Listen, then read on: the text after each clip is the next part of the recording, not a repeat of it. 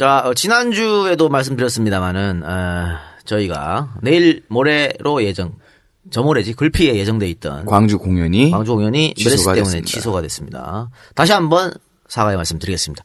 우리도 이거 과잉 대응한 거예요. 그렇지 않습니까? 그런가? 우리가 결정할 때까지 뭐 광주에 무슨 뭐 환자가 나왔나? 확진 환자가 나왔나? 광주 청정 지역이라고 그랬었는데. 그런데, 우리가 박원순 시장처럼 과잉 대응해서 아예 혹시 모르니까 취소했다 이런 말씀 드립니다. 사실 공연 취소함으로써 우리가 받은 타격은 큽니다만 야 이건 국가에서 뭐 좀 해줘야 되는 거 아니야? 한번 얘기해 볼까? 아니 국가에서 말이야 병원들 메르스 때문에 손해 본 거 나중에 다 그 도움 준다 그러더라고 지원해 준다 그러더라고. 그리고 농가 지금 뭐 저기 전라도 지역에 네. 마을 전체가 폐쇄된 적이 있지 않습니까? 그 마을에 지금 그 문재인 대표도 방문하고 그랬잖아. 그 뭐 택배 발송도 못 하고 아무도 못 들어오고 농작물 수확도 안 되고 모내기도 안 되고 이러니까 나중에 이 사태가 끝이 나면 국가에서 지원해 준다 그래요. 그럼 우리 같은 사람도 지원해 줘야 되는 거 아니야? 그치 우리도 그 무대 장치랑 음향이랑 공연 때문에 이게 다 위약금 물고 다 취소했는데 우리는 안 할 것 같아. 이 방송을 들으시는 김근하 변호사님 거기에 대한 답변을 이동영 이사장에게 주시기 바랍니다. 아니 근데 뭐 그거야 뭐 긴급하면서 어떻게 할 수 있는 게 아니잖아. 국가가 그치. 뭔가 해줘야 뭐 되는 거니까. 그래요. 어쨌든 메르스 때문에 난립니다. 그리고 우리는 어쨌든 메르스 때문에 광주 공연을 취소했다는 말씀드리고 아직 환불이 다 안 됐을 거예요. 점차적으로 하고 있는데 인원이 많다 보니까 환불하는 시간이 좀 걸리니까 늦더라도 좀 양해 바라드리겠습니다. 또 몇 분이 또 그 환불 필요 없다. 엔젤 펀딩에 써라. 그런 분도 계시더라고. 그런 분들은 이 시간을 빌어서 다시 한번 감사드린다는 말씀을 전합니다. 예, 감사합니다. 그리고 지난 시간에 말이죠. 저희가 그 공지, 예약하신 분들 보니까, 표만 예약한 게 아니고, 서울에서 내려가신 분들은 숙소도 다 예약하신 것 같더라고요. 그래, 그분들은 빨리 취소를 해야 되기 때문에, 저희가 월요일 날 갑자기 긴급 녹음을 했죠. 긴급 녹음을 했어요. 근데 그날 사실은 제가 왜 월요일 날 녹음을 했냐면 조합에서 계속해서 저한테 이번 전주죠. 전주 금요일까지 확정을 해달라는 거야. 공연을 강행할 것인지 연기를 할 것인지 확정해줘야 된다 해서 내가 주말까지 좀 기다려달라. 왜냐면 왜 고민했어요? 주말에 저번 주말이 뭐 최대 고비다. 그래서 저번 주말이 지나면 소강 상태로 들어갈 수도 있다는 얘기가 나왔어. 언론에서 그렇게 지금 나왔었죠. 언론에서 지랄이고 이 새끼들은 말이야. 지금 메르스 터진 지 한 달 됐지 않습니까? 한 달 내내 이번 주가 고비다. 이번 주가 뭐 최대 어쩌고 맨날 그랬어. 언제까지 내년까지 할래? 이번 주가 고비라고? 아, 이 답답한 새끼들. 대통령은 조기에 종식시켜야 된다고 그러더라. 조기는 벌써 지났다. 조기는 뭐 조기냐? 조기인지 굴비인지. 아유. 그래서 저번 주까지 기다리다가 일요일까지 기다렸고 월요일 오전까지 기다리다가 도저히 안 되겠다 싶어서 취소 결정을 내린 거거든요. 그러면서 급작스럽게 이제 공지를 떠야겠다 했는데 공지만 취소됐습니다 하기가 좀 못하잖아. 그래서 이제 메르스 전문가 한 분 모셨다가 개박살이 났는데 사실은 난 명박사가 나와서 그런 말 할 줄 알았습니다. 알고 있었어. 왜냐면 트위터에 계속 그런 말 글 썼기 때문에. 명 박사님이 개인 계정으로 똑같이 했던 얘기를 방송 똑같이 했더라고요. 그 양반이 스타일이 좀 청개구리 스타일이 있어. 다 예스 할 때 노 하는 또 그런 스타일이 있기 때문에 그럴 줄 알았어요. 알았는데 왜 그러면 명승건 박사를 초대손님을 모셨냐. 일단 내가 다른 의사들한테 전화를 했어요. 그랬더니 안 나온대. 왜?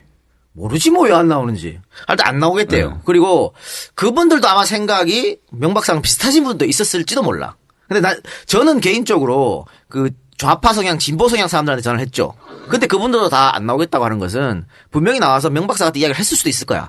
그러면 이러한 사태가 나올 줄 예상을 한 거지. 그 의사라는 개인의 그 어떤 직업에 대해서. 그러니까 집단 그게 이기주의일 수도 있고 정말 소신일 수도 있고 뭐 그런 거예요. 또 그걸 가지고 전문성을 갖고 얘기를 해야 되기 때문에 조심스러운 건 당연해요. 그걸 듣고 그게 아니고 쟤들은 그게 이기주의다라고 생각하시면 비판할 수도 있고 뭐 그런 거지 뭐. 어쨌든 그래서 다들 안 된다. 그래가지고 마지막으로 명 박사님을 모셨고 우리 6시에 녹음인데 내가 4시에 전화했거든요. 그래서 6시에 모셨고 또 명 박사님이 그런 말 할 줄 내가 예측을 했기 때문에 이에 대해 반론을 펼칠 사람이 필요하잖아.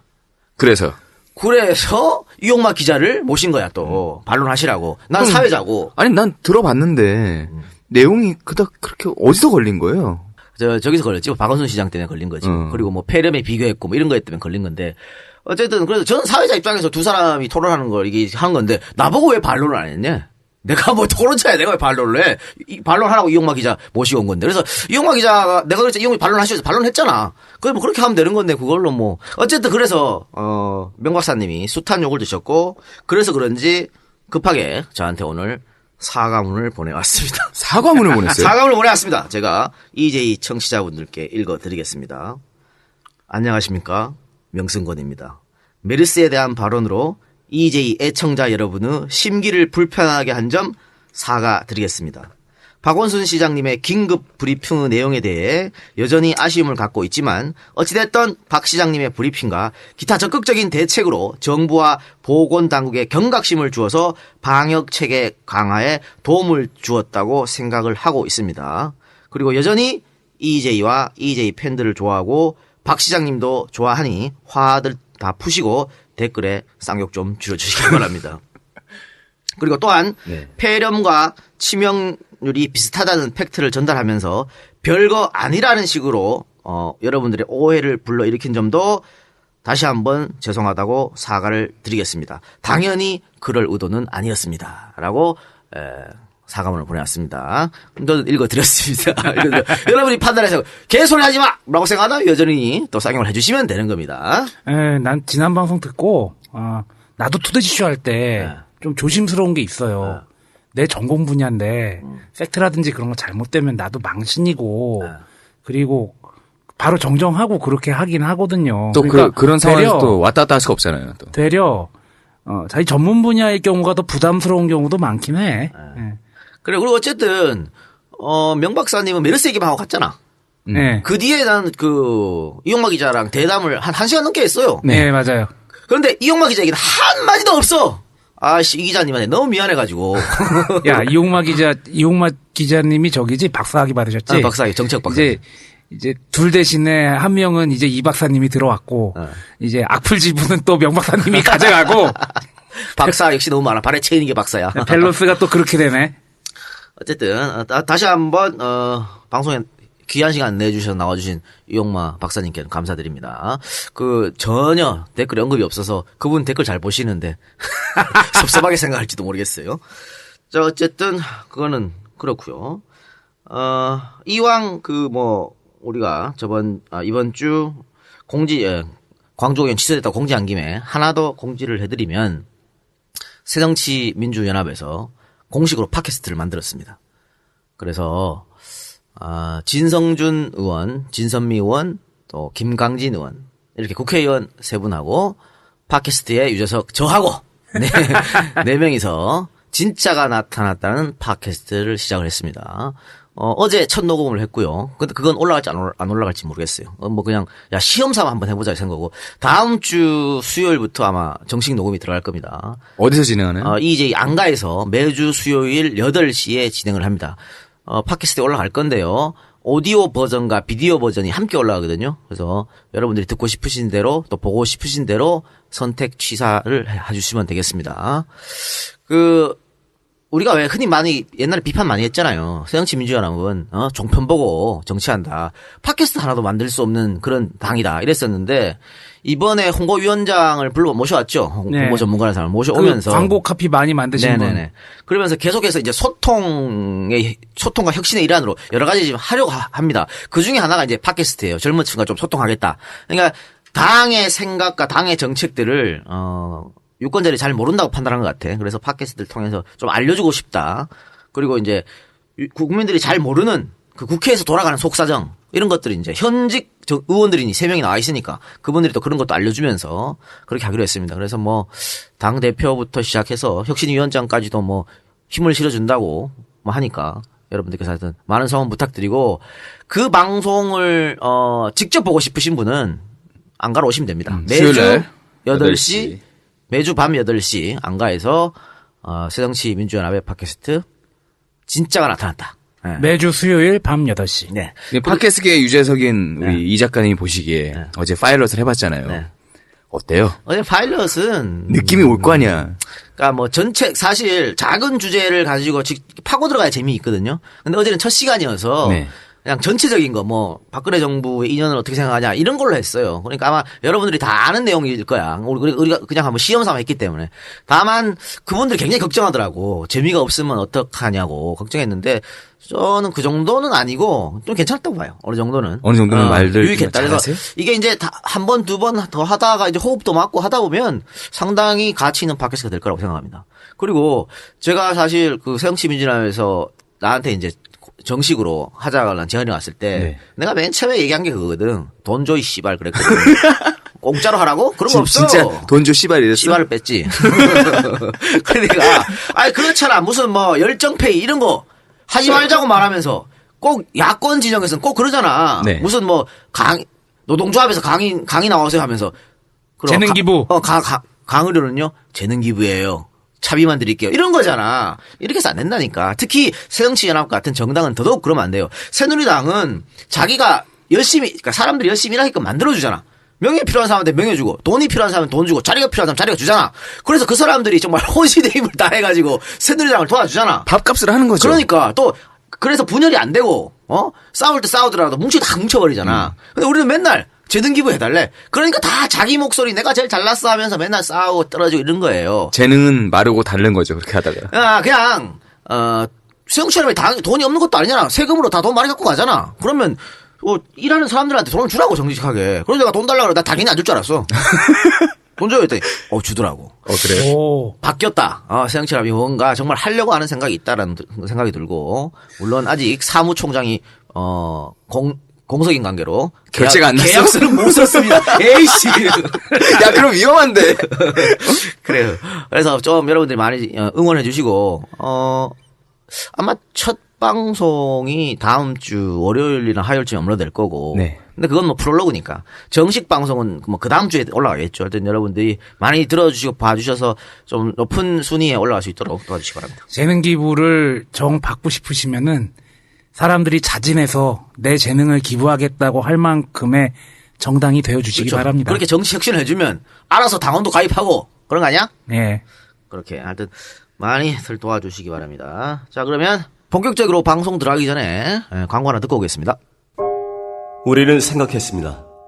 실외는 가까운 곳에 있다고. 우리가 파는 것은 음료 몇 잔일지 모르지만 거기에 담겨있는 것이 정직함이라면 세상은 보다 건강해질 것입니다. 그래서 아낌없이 담았습니다. 평산네이처 아로니아 친. 본격적인 방송 들어가서 먼저 시사 이야기부터 해봅시다. 일단 뭐 메르스 얘기부터 해야 되겠죠? 네. 가장 뭐 중요한 핫한 거니까. 자, 오늘 현재 오늘 목요일인데. 네, 18일 현재 네. 지금 확진자가 165명, 그리고 사망자가 23명으로 늘어났습니다. 사망자가 4명이나 늘었네요. 어제랑 비교했을 때. 확진자 수는 어제랑 비교할 때 3명 정도 늘었어요. 그러니까 엊그제 한 8명 늘어났었거든. 그거에 비하면은 조금 그래도 다행스러운 일이다 생각되는데 또 몰라. 이게 어제 8명, 오늘 3명, 내일 1명 이런 식으로 가면 좋은데 뭐 그제 8명, 오늘 3명, 내일 다시 5명 이렇게 갈 수도 있지 않습니까? 그러니까 빨리 좀 이렇게 소강 상태가 돼야 되는데. 그렇죠. 근데 좀 지금 걱정이 사망자가 돼요. 자꾸 늘어난다는 거 네. 여기서 안타까움이 있습니다.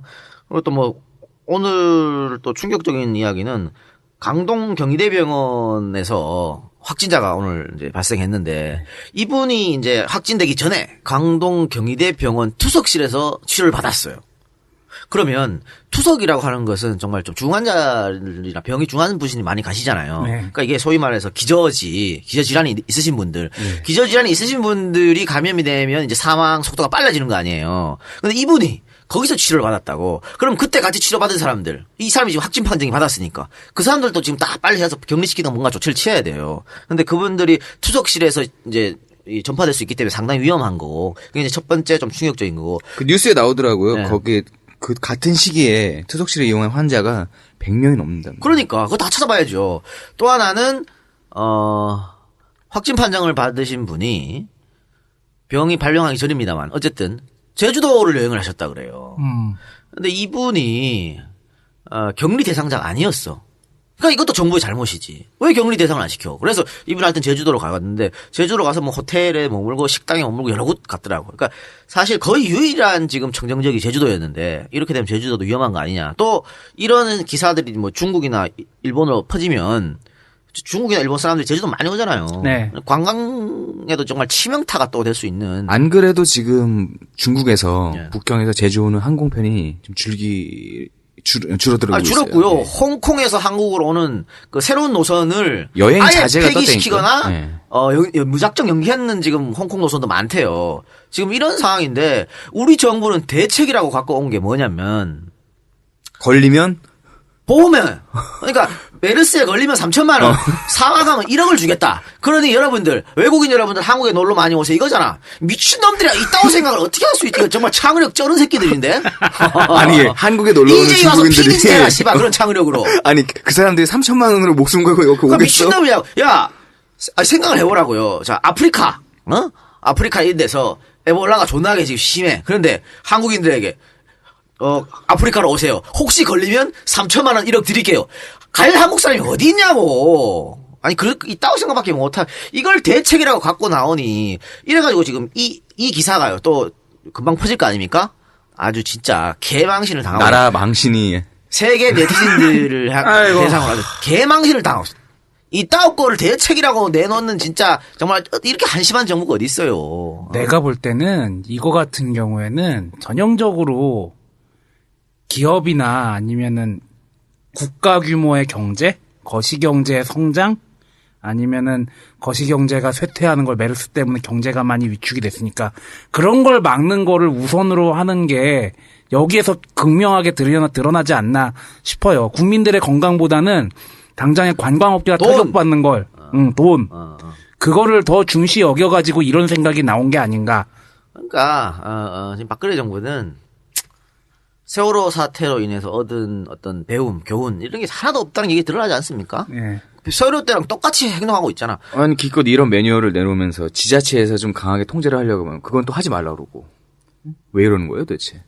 그러니까 그러면서 일상으로 돌아가자고 지금 계속 얘기하고 있으니까 아니 정부가 먼저 할 일은 뭐냐면 국민들이 지금 이렇게 공포심을 갖고 있는 것에 대해서 그 공포심을 없애주든가 그런 대책을 먼저 내놔야 되는 거예요. 그리고 난 다음에 일상으로 돌아가자 말해야지.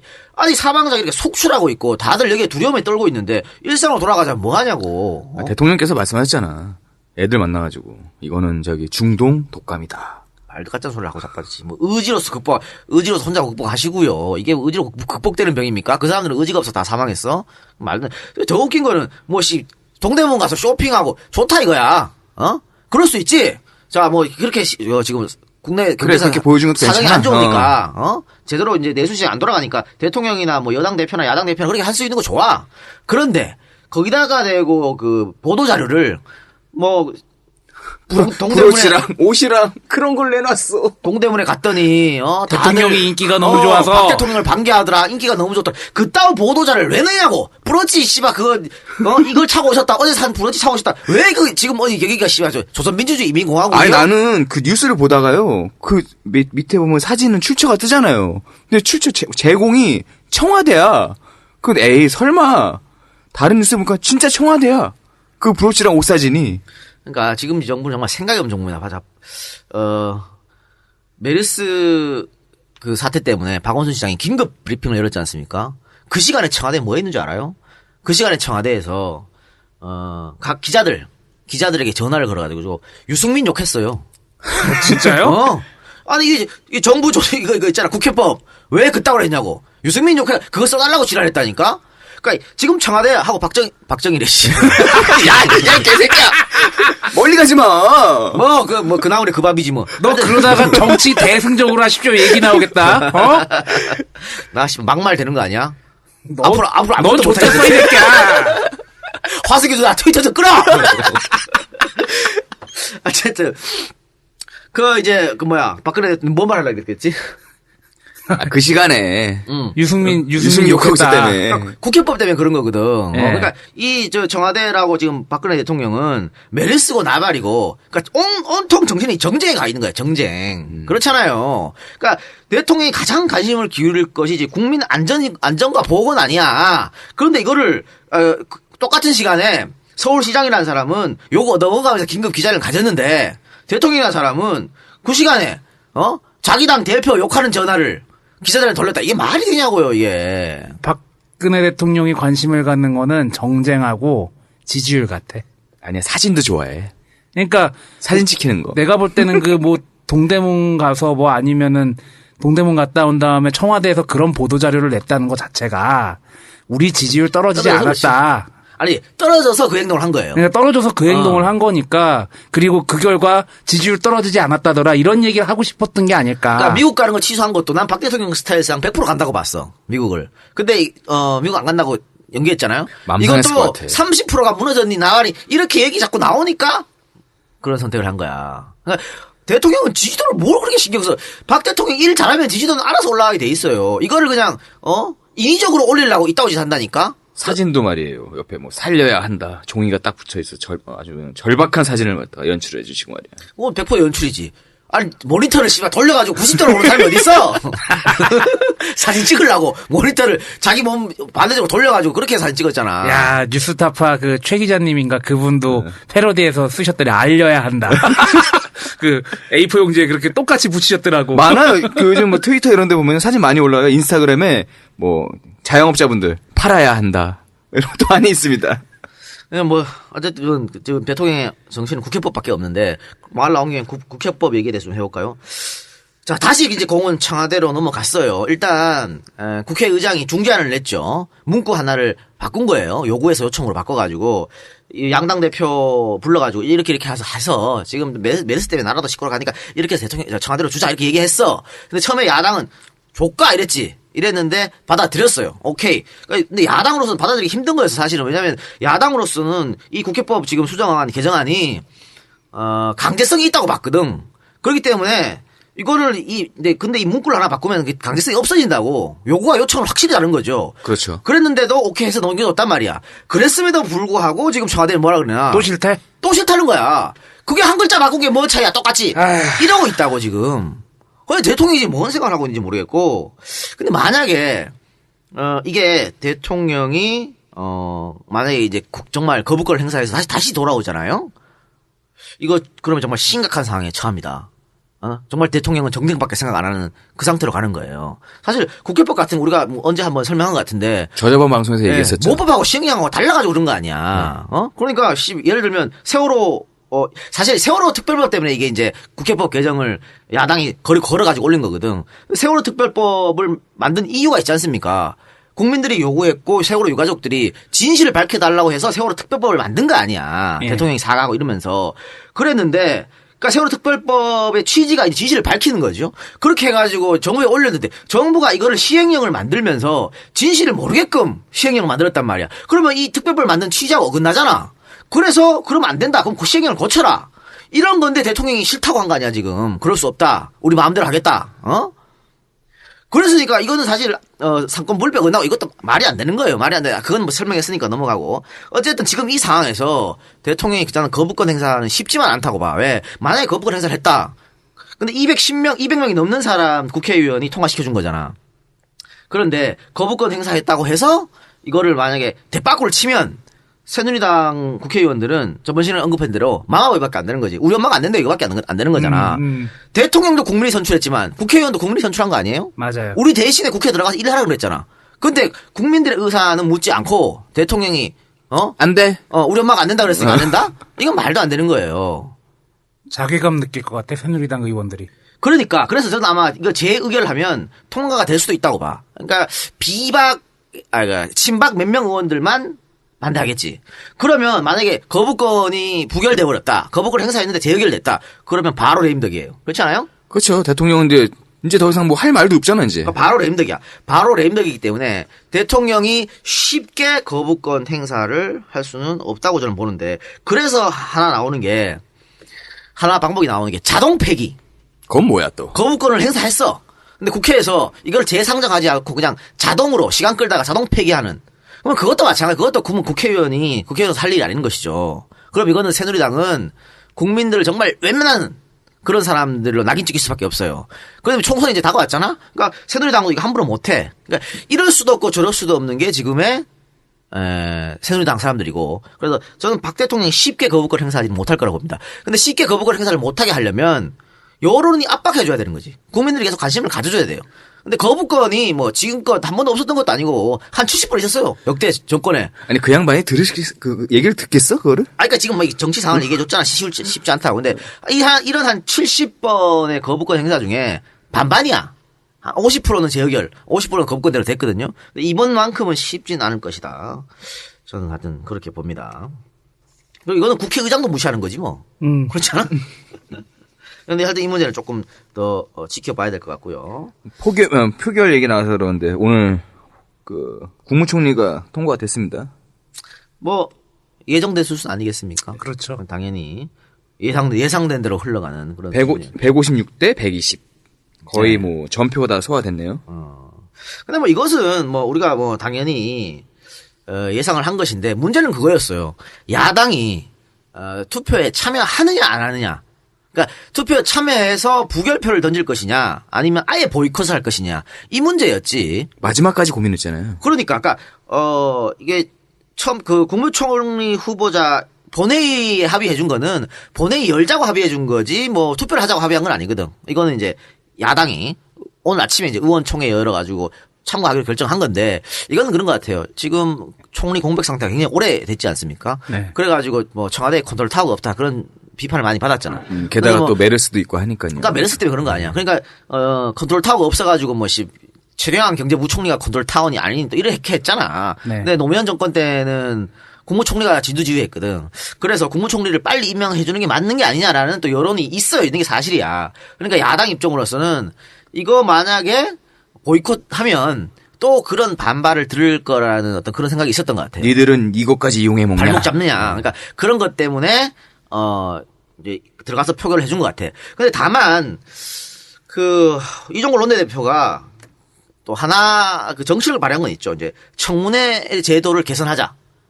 그렇다면 우리가 투표해줄게. 이런 건 걸었어요. 그게 뭐냐면 지금 이번에 황교안 국무총리 청문회에서 봤지만 이 청문회 무용론이 이따위로 청문회 할 필요가 없는 거야.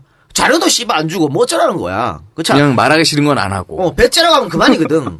근데 이런 청문회 제도의 문제점은 새누리당 의원들도 공감하고 있었던 겁니다. 몇 명 인사들은. 또 지들이 야당일 때 생각해야 될 거 아니야. 100년 천년 지들이 여당이요? 그러니까 청문회 제도 개선에 동의를 해줬어요. 동의를 약속은 하지 않았지만 그런 뉘앙스로. 그래서 표결에 들어갔다. 그렇게 봅니다. 다만 어제 밤까지 결론을 못 내고 오늘 아침 의원총회에서 결론을 내자. 근데 지도부에서는 들어가기로 그 마음을 먹었거든. 그래가지고 투표 바로 직전에 의원총회 한 거 아니야. 거기서 씨발 어떻게 중지를 모으나 반대하는 사람들 다 무시하고 가겠다는 거지. 그것도 문제인데 어쨌든 또 그것도 그렇고 또 하나 문제는 정의당과의 공조도 안 됐어. 정의당 의원들은 표결에서 빠졌죠. 빠졌죠. 네. 그러니까 저번에 이완구 국무총리 때도 그랬잖아. 사실 이완구 국무총리 때 새정치연합이 아예 보이콧했으면 정의당처럼 이완구가 통과 안 될 확률이 굉장히 높았거든요. 그랬죠. 근데 그때 정의당하고 이 말이 안 맞아가지고 그렇게 된 거 아니야. 그리고 이번에도 근데 똑같은 상황이 나왔어요. 근데 정의당도 어제까지 확정을 못 지었어. 확정을 못 지고 오늘 아침에 확정을 지어가지고 정의당은 보이콧했고 새정치연합은 이렇게 들어갔습니다. 근데 사실 새정치연합이 보이콧 하든 말든 통과는 됐을 기정사실이죠. 당연히 되는 거죠. 근데 한 사람의 국민 입장에서는 어떤 생각이 드냐면은 성이 적군에게 공격을 받는데 성주가 없으니까 지휘가 안 된다. 성주를 빨리 뽑아야 돼. 근데 성주라고 나온 후보가 엄백호야. 그럼 뭐 어쩌자는 거야. 아니, 그 지금의 국무총리는 사실은 대통령이 어쩌면 꼭두각시 정도밖에 안 되니까 뭐 그 대통령이 그 국무총리 아니에요? 좀 뭐 안타깝죠. 그 두 분이 서 계신 사진 보니까는 두 분 다 아주 환한 미소를 짓고 있더라고요. 그러니까 어쨌든 이제는 뭐 반쪽 총리지 뭐. 그렇지 않아? 56.1%밖에 못 얻었는데 이게 반쪽 총리지 뭐. 그리고 의혹을 해소하지도 못했고 그 의혹을 계속해서 갖고 가는 총리니까. 야, 반쪽짜리 대통령도 지금 열심히 하고 있잖아. 열심히 해야 된다고 말해야 됩니까? 그래요. 그러니까 자기 마이웨이를. 그러니까 이런 거죠 뭐. 국무총리 후보자가 우리가 뭐 당연히 반대를 하고 했지만 당연히 통과되고 임명될 거라고 예상했었지 않습니까? 그 예상이 또 이번에 성완종 사건도 그대로 들어맞았잖아. 그렇죠. 그러니까 이 사람들은 한치의 의남도 없어. 우리 예상에 한치 탁탁 들어맞아요. 이완구하고 홍준표 두 명만 그것도 불구속으로. 불구속으로. 야, 하고 꼬리 자를 나머지는 아예 나오지도 않아요. 아니 그 와중에 판페용은 메르스가 사스보다 뭐라고 얘기를 하질 않나. 그 형 정신 아직 못 차린 거 같아. 아니 그 형 자기가 뭐 예전에 있잖아 무슨 뭐 뇌물 사건의 80%는 증거음 사건이다. 그 말했다가 그대로 독박 썼잖아. 형 그 말했다가 또 그대로 독박 써. 아 그럴 수 있는 거 아니에요? 조심해 입 조심하세요. 예. 아니 그리고 지금 메르스하고 준표형 얘기한 김에 우리 또 문수영 요새 슬슬 또 정치 행보를 하네. 뭐 수송에 나갈 듯한 그런 모습. 아니 마음 굳혔어요. 예. 아니 나온다고 얘기 나왔어요. 선언한 것 같은데. 네, 선언했어요. 예. 어쨌든 본인은 대통령의 생각이 아직 있지 않습니까? 꿈이 있죠. 꿈이 있기 때문에 야인으로 지내가지고는 조명을 못 받아. 지금 막 김무성 이런 사람 빵빵 받고 있잖아. 그치. 근데 이건 그 지자체장도 아니야. 국회의원도 아니야. 그러니 뭐 아무런 조명을 못 받아요. 그래서 이제 뭐 하나 내년 따야지. 도전해서 국회의원 원내 타이틀을 가지려고 하고 있어요. 그런데 내가 봤을 때 좀 쉬운 길을 택한 것 같아. 대구니까. 지 고향이잖아. 그렇지. 자기 고향인데, 아니 물론 김부겸 의원이 거기에서 막 오랫동안 표밭을 다졌죠. 근데 다른 사람이 나왔으면 김부겸 의원이 승리할 가능성도 있어. 근데 이제 김문수가 나오면 김문수가 이긴다고 봐요? 김문수가 이긴다고 봐야죠. 그렇기 때문에 존나 쉬운 길을 택한 거야. 근데 만약에 그러다가 김문수가 떨어지면. 대권에서 아웃이. 근데 아니 자기 고향에 가갖고 그것도 새누리당 사람이 새누리당 텃밭이라는 대구에 가서 졌어? 저런 병신. 그럼 아웃이지. 대권에 바로 아웃이지. 거기에다가 이 양반 또 말 또 경남 창원에 있는 마산대학교에서 강연하다가 뭔 뻘소리 하나 했어요? 메르스가 중동 나타 독감인데 이것 때문에 난리다. 마산 이쪽에는 죽은 사람이 없는데도 난리다. 그런데 원자 폭탄은 아무도 겁을 안 내. 희한하다. 그러면서 미국 소고기 먹고 광우병 걸린 사람 손 들어봐라. 없지 않나. 대한민국 사람 웃겨. 대한민국 사람 웃겨. 국민들 아주 무시한, 유권자들을 무시한 말을 했는데, 이런 발언을 듣고 뽑아주면 정말 웃기는 사람들이 되는 겁니다. 대구 시민 여러분 잘 들어주시기 바라고. 우리 차학 박사, 이종호 박사께서 이 발언에 대해서 이게 논리적으로 맞는 말입니까? 메르스가 터졌는데 갑자기 원자폭탄하고 비교를 했어. 이게 맞는 이전이었거든요. 사실 이게 명제를 나타내려고 그렇죠. 비교를 하려면 비교를 하려면 A와 B가 뭐 같은 등이 있어야 되는 거 아니에요? H하고 비교하든가.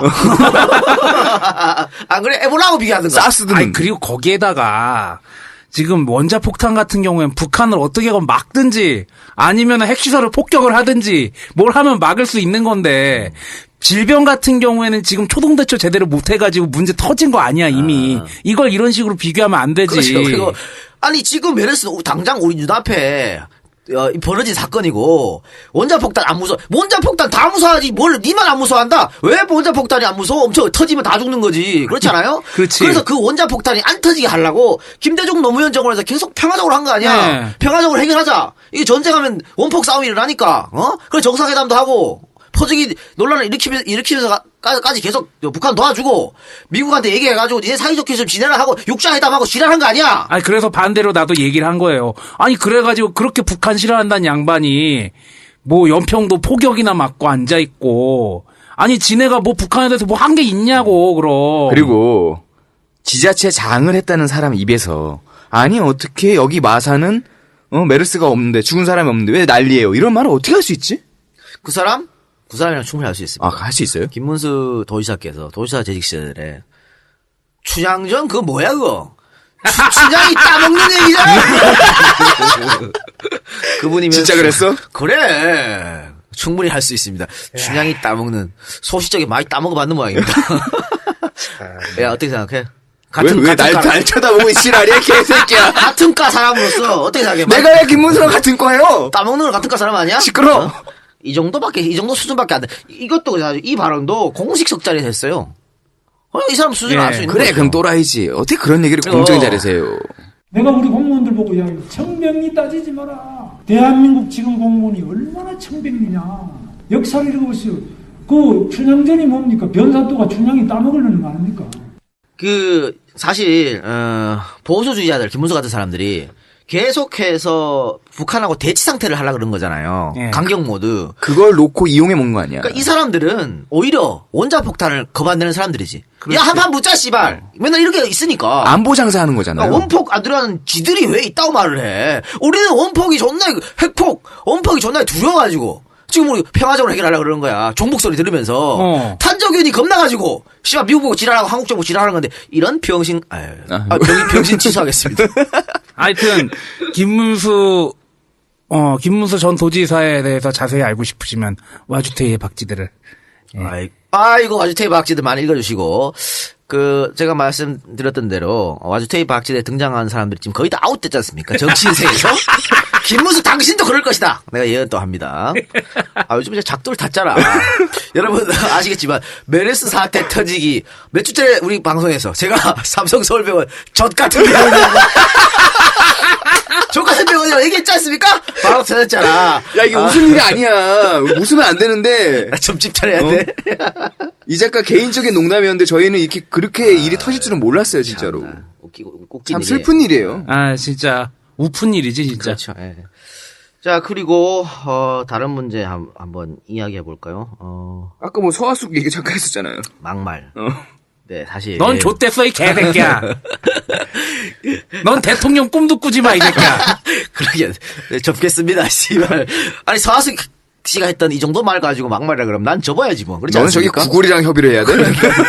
아이씨, EJ 145 했는 거 다 지워야겠네, 씨. 어느 순간 사라지면, 이 작가 저 새끼 정치의 꿈이 있구나. 이런 생각을 해주시기 바랍니다. 그런데 이거는 저는 그런 것 같아요. 트위터가, 이게, 전 사적 공간 아니라고 봐. 트위터가. 개인적 공간은 아니지만, 그렇다고 이게 공적 공간이냐? 그것도 아니라고 봐요. 어떻게 트위터가 공적 공간이야? 그렇지 않잖아. 그냥 개인이 자기의 의견을 남들과 남들과 교류하는. 그렇지만은 이 전형적으로 사적 공간이 아니기 때문에 말을 조심해야 되는 건 맞아요. 뭐 비유하면은 팟캐스트가 공식적인 방송이 아니면서도 그렇죠. 일부 방송의 성격을 띠고 있는 거랑 비슷한 거죠. 그런데 서하숙 씨가 이 새정치민주연합의 윤리심판원 소속으로 그 직책을 가지고 트위터에다가 이런 말 썼으면 이건 막말 파동이 맞아요. 하지만 이 시점에서는 그런데 상관이 없다. 서하숙 씨는 그냥 개인 서하숙으로 내가 싫어하는 정당, 내가 싫어하는 국회의원들을 비판한 거야. 그때 당시에. 근데 그게 왜 막말로 그런 사람이니까 여기 들어오면 안 된다 그래? 나는 좀 그게 이해가 안 가요. 물론 서하숙 씨의 트위터에 문제가 있는 거 많아. 저도 옛날에 한번 비판했어요. 무슨 뭐 극장에 가갖고 어쩌고 이런 거. 그러니까 누나 트위터 끊어. 제일 좋은 건 트위터를 끊는 거예요. 하여튼 그랬는데 퍼거슨 또 1승이요? 그걸 가지고 윤리심판에 들어가면 안 된다고 말하는 것도 난 좀 웃긴다고 봐. 물론 새정치민주연합 쪽에서는 서하숙 위원의 과거의 트위터 이런 말을 몰라서 이렇게 했다고 봐요. 알았으면은 처음부터 윤리심판에 이쪽이 안 했겠죠. 근데 몰라서 이렇게 했는데 그렇다고 해서 그 문제로 임명한 거를 철회한다는 것은 또 이상하다. 그래서 개인적으로는 하여튼 그렇게 생각합니다. 그러니까 서하숙 의원이 지금 종편에서 막말을 엄청 공격하잖아요. 네. 이런 말을 했어. 이완구 국무총리가 후보자로 지명됐을 때 박근혜는 과연 부정 당선된 X답다. X는 뭐 알아서 생각하시고 이완구 도둑놈 XX 뭐 이렇게 썼습니다. 그리고 이완구 연봉은 새누로 찍은 놈들이 따로 내라. 뭐 개쓰레기인 이명박근혜 정부 뭐 이렇게 했었는데 지금까지 들은 얘기 중엔 틀린 말은 별로 없는 것 같은데요. 뭐 그럴 수도 있지만 어쨌든 이걸로 이용당하는 게 좀 안타깝죠.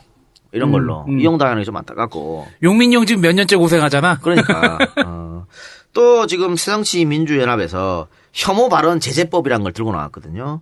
그러니까 뭐 홍어라든가 지역 비하 발언 있잖아요. 네. 그리고 종북 좌빨 빨갱이 이런 거를 제재하자. 새누리당에서? 아니야 새정치연합에서. 센스가 근데 이건 좀 저는 이 법안에 대해서 심사숙고했냐 좀 의심이 들어요. 왜냐하면 지금 있는 법으로 처벌할 수 있어요. 그래서 일베 애들 처벌 많이 됐잖아. 네. 세월호 유족 비하하고 이런 애들 다 처벌됐잖아요. 네. 광주 5.18 유족들 처벌됐잖아. 그러니까 지금 있는 법으로 처벌하면 돼. 근데 여기다 대고 뭐 어떻게 더 하자는 얘기야. 더 할 수가 없어요. 그렇게 되면은 표현의 자유나 그렇지. 영역까지도 들어갈 수 있다. 이거 저 헌법재판소 들어가면 그것도 또 아웃돼. 그러면서 이걸 왜 갖고 왔는지 모르겠어. 이거는 이런 것보다 그냥 일베를 유해 사이트로 지정해요. 그게 나아. 그게 제일 빠르지. 그게 제일 빠른 방법이야. 그러니까 이런 거는 저는 지지도 못 받을 거라고 봐요. 또 이게 사실 나중에는 부메랑으로 돌아올 수도 있어. 그러니까 아까 서하숙 의원의 말처럼 뭐 이명박 박근혜나 박정희나 이승만 욕한 사람들 많잖아요. 저도 우리도 하고 그런 것도 처벌하자. 이럴 수도 있다니까. 네. 그러니까 이거는 글쎄요. 이건 인터넷의 어떤 자정작용 이런 것들 무시하는 행동이 아닌가. 또 현실적으로 법을 이거보다 지금 명예훼손이나 모욕죄보다 더 강한 뭘 만들기가 어렵다니까요. 그러니까 왜 이런 생각을 해야 좀 이해가 좀 안 가네요. 뭔가 박양 피드백을 주려고 했던 것 같아요. 그러니까 이런 거 하자 그러면서 니네는 왜 윤리심판원에 막말하는 서하수를 임명하냐? 이렇게 돼버리잖아. 그렇지. 그리고 나는 한마디 더 하면은 만약에 서화숙 전 기자가 윤리심판위원회 하는 걸 반대한다. 그러면은 우리 막말 니들이 감히 막말을 논해. 그거 한번 들어보시라고. 강추. 예. 그렇게 되면은 한나라당 새누리당에서 지금 국회의원 하시는 분들 배지 다 반납하셔야 됩니다. 그래요. 그리고 몰라요. 지금 서하숙 의원이 어떻게 또 새정치협이 어떻게 저쪽 종편의 공격에 대해서 어떻게 대처하는지 대처할지 잘 모르겠습니다만은 저는 저렇게 공격한다고 임명한 걸 나가라고 하면 정말 저쪽 공격에 말려드는 거예요. 그러니까 제가 어떻게 하라고 얘기는 안 하겠습니다만 만일 내가 이제 나도 궁금했어. 어떻게 들어갔는데 얘들이 옛날 내가 했던 것들 쑥 끌고 와가지고 이런 말 했어라고 하면 족가 그럴 거야 나는. 15조라고. 자, 시뮬레이션 해보자. 네가 만약에 국회의원이 됐어. 국회의원이 됐는데, 새누리당 이종우 의원이 그러면서, 아니, 예전에, 박근혜 전 대통령 욕하고, 막말 많이 하고, 여자 따먹는 얘기하고, 그랬네요. 팟캐스트가 뭔지 모르는구만. 공부하고 와! 개새끼야! 아니, 이게 공중파야? 일부러 또 듣고 싶은 사람이 찾아가지고, 듣는 건데 듣기 싫으면 안 들으면 그만이고 앞에다가 그런 욕설이나 그 쌍스러운 게 있으니까 듣지 말라고 광고라도 했는데 왜 쳐듣고 가지고 오라고 지랄이야. 허허 이렇게 되는 거지. 그거는 씨뭐. 그리고 지들이 했던 게 훨씬 더 독하기 때문에 그런 얘기도 못 할 겁니다 아마. 그리고요 저희가 약자에 대해서 공격한 적이 한 번도 없지 않습니까? 네. 약자를 조롱하고 약자를 욕한 적이 없잖아요. 다 기득권 세력들, 힘을 가지고 있는 사람들, 돈이 많은 사람들한테 비판하고 욕한 거 아니야. 그거는 용기예요. 그건 선비정신이야. 나 야, 안동 출신이야. 우리가 우리 입으로 이렇게 얘기하니까 괜찮아. 좀 팔린다, 야. 나 오늘 파라코 김영환 특집 준비하면서 다시 한번 고향에 대한 자부심을 느꼈습니다. 거기서 태어났어 나는. 물론 한편으로는 김영환 특집을 준비하면서 제가 왜 안동의 4대 천왕이라고 까불거렸지 않습니까? 네. 굉장히 창피하더군요. 내가 이제 그런 훌륭한 조상들 앞에서 내가 그렇게 까불었다니 반성하고 더더욱 열심히 하겠다는 생각이 들었습니다. 그러니까 안동의 이씨 4대 초당으로 바꾸자. 알겠습니다. 자 그러면 본격적으로 파라코 김영환 특집 들어가 보도록 하겠습니다. 자 오늘은 파라코 김영환 특집입니다. 그 김영환 선생 이야기는 우리가 저희 방송에서 여러 번 얘기했었죠. 여러분 하여튼 독립운동가 누구인지는 모르겠는데 특집 때 그 파라코 선생 김영환 선생 이야기를 한번 했습니다. 한번 했었는데 그러면서 우리 약속을 했지. 다음에 언젠가 정식으로 하겠다. 김영환 선생 이야기를 한번 합시다. 네. 이랬는데 말이죠. 너무 안타까워요. 자료가 전무합니다. 진짜 없더라. 예, 자료가 정말 없습니다. 제가 며칠에 걸쳐서 국회 도서관 또 중앙 도서관 다 돌아봤고 독립운동 기념 자료집 다 찾아봤는데도 자료가 없어요. 독립운동 하셨던 분인데. 그러니까 너무 좀 안타깝다. 이런 분들의 행적을 정말 많이 발굴해서 전기도 만들고 그렇지 않습니까? 이런 걸 좀 해야 되는데 지금 이분이 어떻게 살아왔는지 행적을 알려면은 인터넷에 찾아보는 거 아니면 직접 보려면 안동에 있는 독립운동 기념관 그 정도 가야 알 수 있어요. 그래서 좀 안타까운 생각이 들었는데 어쨌든 이분의 생애는 이분의 생애뿐 아니고 이분 집안 전체의 생애는 우리가 알아두면 반드시 도움이 될 것이라고 보고 그러니까 그 이회영 선생 집안 하면서 많은 분들이 눈물을 흘리고 감동받았지 않습니까? 네. 진정한 노블리스 오블리제라고 바로 김영환 선생 일가도 마찬가지입니다. 그래서 정말 요즘에 이 사회가 막장으로 치닫고 있고 기득권들이 온통 자신들의 이득을 위해서 판을 치고 있는데 자신의 모든 것을 내놓고 나라를 위해서 국가를 위해서 민족을 위해서 이렇게 독립운동 하셨던 김영환 선생 이야기를 여러분들이 전해드리는 게 아무래도 큰 의미가 있다 이 시점에서 그래서 오늘 파라코 김영환 선생 특집을 갖고 왔다고 말씀드리겠습니다. 간만에 저희가 주로 많이 했던 시대 쪽으로 갔네요. 네 그렇습니다. 아까 음감님이 드디어 본편하는구만 그러시더구만. 자 파라코 김영환 하면 생각나는 게 뭡니까 이 박사님? 난 꾀돌이 김영환. 개새끼야. 꾀돌이 김영환이 완전 달라. 완전 다르지. 축구선수 김영환 정영환이구나. 삼과 고인의 명복을 빕니다. 정영환 씨 돌아가셨다고 얼마 전에 한국 축구의 핵이었는데 김용환이 깨돌이 김용환이 답니까? 아니, 왜냐하면은, 제가 아까 조사했을 때, 저도 대본 조사했을 때, 3대 파라코라고 네. 윤학준 전 교수가 했던 얘기가 있는데, 그 중에 한 분인 김남수 선생에 대해서 좀 조사를 하려고 했더니, 자료가 없어! 네. 그분도 없어. 네. 그러니까, 이게 참, 안 알려진 독립운동가가 아직도 많구나라는 생각도 일면했어요. 그러니까 내가 오죽하면은 김용환 생각하니까 꾀돌이 김용환이 생각났겠냐. 근데 그분은 좌파였거든요. 그래서 아마 더 자료가 없을 것입니다. 왜 그렇게 살았잖아. 여기서 우리 처갓집 자랑을 좀 해야겠네. 우리 네가? 처갓집, 한번 해야지. 우리 할 때가 처갓집에 중조부 되시지. 우리 마누라의 중조부인데 고향이 안동이야.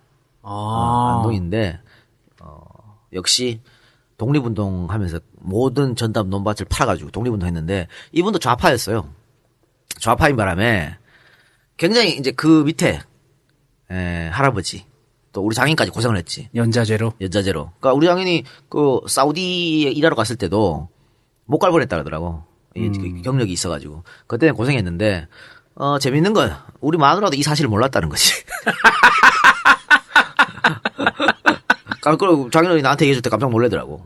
아. 그러니까 그거는 계속해서 숨겼던 것 같아요. 그런 역사잖아. 그러니까 이 발언을 독립운동가라고 해서 정말 자랑스럽지만 이 발언을 하는 순간 그 집안이 몰락해버리는데 좌파로 찍혔으니까 어떻게 얘기를 합니까? 그러니까 아까 김남수 선생 같은 경우에도 마찬가지입니다. 좌파 독립운동가니까 기록이 없는 거예요. 네. 그러니까 정말 유명했던 좌파 독립운동가들도 노무현 정부 들어갔고 복권됐잖아. 그렇죠. 그 세월이 얼마입니까? 그런데 물론 뭐 독립운동가가 유명하고 안 유명한 독립운동가가 어디 있고 뭐 큰 운동하고 작은 운동한 독립운동가가 어디 있겠습니까만은 그러니까 우리 처갓집에처럼 조금 덜 알려진 독립운동가들은 아예 기록조차 없으니까 너무 안타까운 거죠. 나는 이런 차원에서라도 빨리 우리나라랑 북한이랑 관계가 개선이 돼가지고 좀 숨겨진 독립운동가들 많이 찾아내서 역사도 좀 바로 세우고 북한엔 자료가 있을 거 아니야. 그렇죠. 북한에 있는 자료 발굴해서 좀 사상적으로 문제 있는 거는 걸러낼지라도 그분들이 했던 독립운동 활동 같은 것도 남북한이 공동으로 좀 많이 찾아내고 그리고 뭐 고대사라든지 그런 부분도 남북한이 공동으로 좀 방어할 거 방어하고 그랬으면 좋겠어요. 나 그러면 이제 또 정치를 하나 못할 이유가 생겼네요. 왜요? 처갓집이 월북한 빨갱이 집안이야. 이런 거 아니야. 그래서 내가 아들을 버려야겠습니까?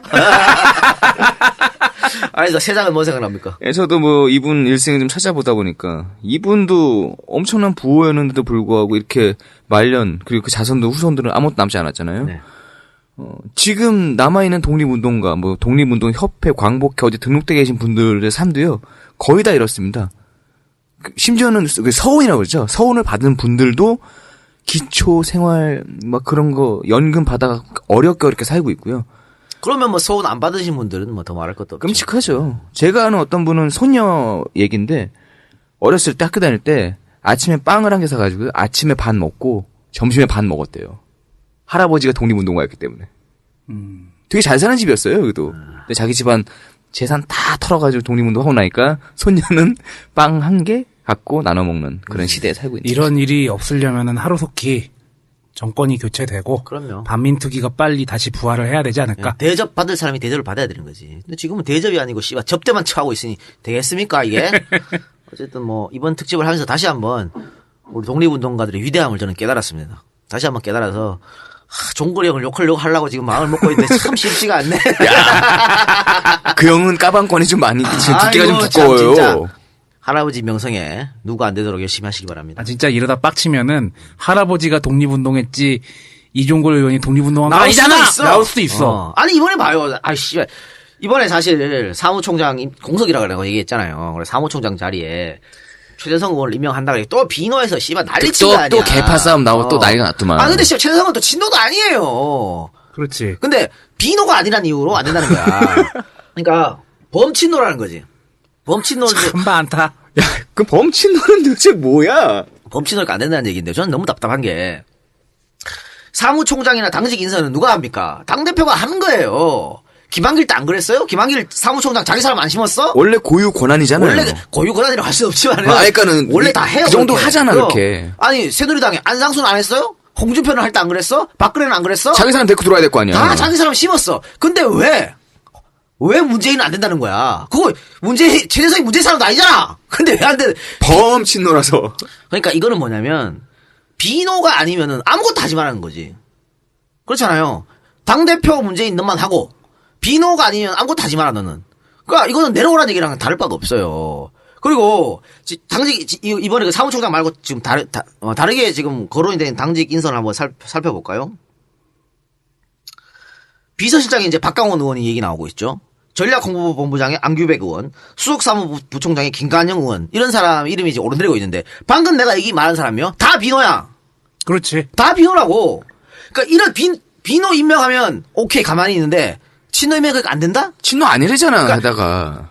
전부 다 비노로 해라! 이거잖아. 이게 말이 되냐고, 좀, 인정할 수 있게, 좀 고개를 끄덕끄덕 거릴 수 있게, 숨할 수 있게 비판을 해야 되지. 제가 지난 방송에서도 한번 말씀드렸는데 다시 말씀드리겠습니다. 새누리당에 말 안 통하는 사람들하고 빨리 합당하세요. 당 하나 만드세요. 아니, 언제 우리가 김한길 의원이 대표 잡고, 이렇게 당직 인사하면서 자기 사람 임명할 때 비판한 적이 있어요? 없지. 뭐? 그런데 이걸, 김한길을 욕했지, 그냥. 이 방송 나가면 또 우리 뭐 친노라 그래야겠네? 좀, 합리적으로, 정상적으로 얘기합시다. 인간적으로다가. 아유, 씨. 안철수 칭찬한 것까지 가지고도 돌려서 까고 앉았더라? 우리가 친노라고. 아, 저도 그걸 봤어요. 친노 왔다, 씨발. 친노할게. 내 들어서 친노한다. 넌 범신노해라. 범범 친노라고 해줘. 그래. 친 나 DJ. 저번 방송에 또 한번, 친노 의원들 깠다고. 나 또 한쪽에서 얻어먹었거든. 진짜 친노 인사들한테. 그러지 말라고. 참, 나 여기서도 욕 얻어먹고 저기서도 욕 얻어먹고 진짜 더러워서 못 해먹겠네, 진짜. 욕바지요? 그러게 말이야. 개호구요, 개호구. 아유. 호구도 이런 호구가 없지, 씨야. 이명박이랑 동급이요. 다음 본격적으로 김영환 선생 이야기를 한번 해보도록 하겠습니다. 1887년 2월 27일 생이고요. 선비의 고장 안동 출신입니다. 제가 왜 선비의 고장을 얘기했냐면 정말 선비 정신이 뭔지 보여준 집안이에요. 그러니까 우리가 흔히 야 선비질 하지 마 이런 말 하잖아. 정말 나쁜 말이야 그거. 그러니까 양반이 곧 선비 이제 이라고 생각할 수 있겠지만 그런 거 아니거든요. 양반 돈으로 살 수도 있는 거 아니야. 그리고 정말 개 꼰대 양반들도 많았지만 선비는 아니거든. 선비는 정말 지조가 있고 기계가 있고 할 만한 사람들 선비라고 불렀어요. 근데 그것하고 선비질이라고 뭐 비아냥거리고 혐오의 대상 발언처럼 생각하면 어떡하냐고. 그 선비질이라는 말 자체가 그렇죠. 나쁜 말이다. 나쁜 말로 지금 그렇게 됐잖아요. 앞에다 또 뭐 하나 또 붙이면 또 심한 또 욕이 되기도 하더라고요. 뭐. 네. 뭐 씹선비질 뭐 이렇게 하잖아. 그래 씹선비. 그냥 그거 안 되는 거지. 학봉 김성일의 13대 후손입니다. 학봉 선생은 퇴계의 제자이죠. 예. 퇴계가 가장 사랑했던 제자 중에 한 명인데 조선 최고의 선비였고 임진왜란 때 전쟁에 참여하여서 순국했습니다.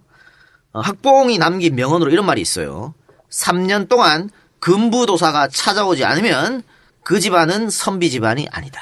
3년 동안 빵에 가지 않으면 그러니까 선비 집안이 아니다. 멋있는 말 아니에요? 이게 뭐냐면 박근혜 정권에서 감옥에 가지 않으면 선비가 아니라 그렇죠. 뭐 그런 거야? 이게 무릇 벼슬을 하는 자는 임금에게 직언할 수 있어야 된다 이 말이에요. 왜냐하면 금부도서가 임금의 명으로 사람 잡아들이는 그러니까. 사람 직이거든. 그런데 겁먹지 말고 권력에 겁먹지 말고 자기 할 말을 해라 라고 한 거거든요.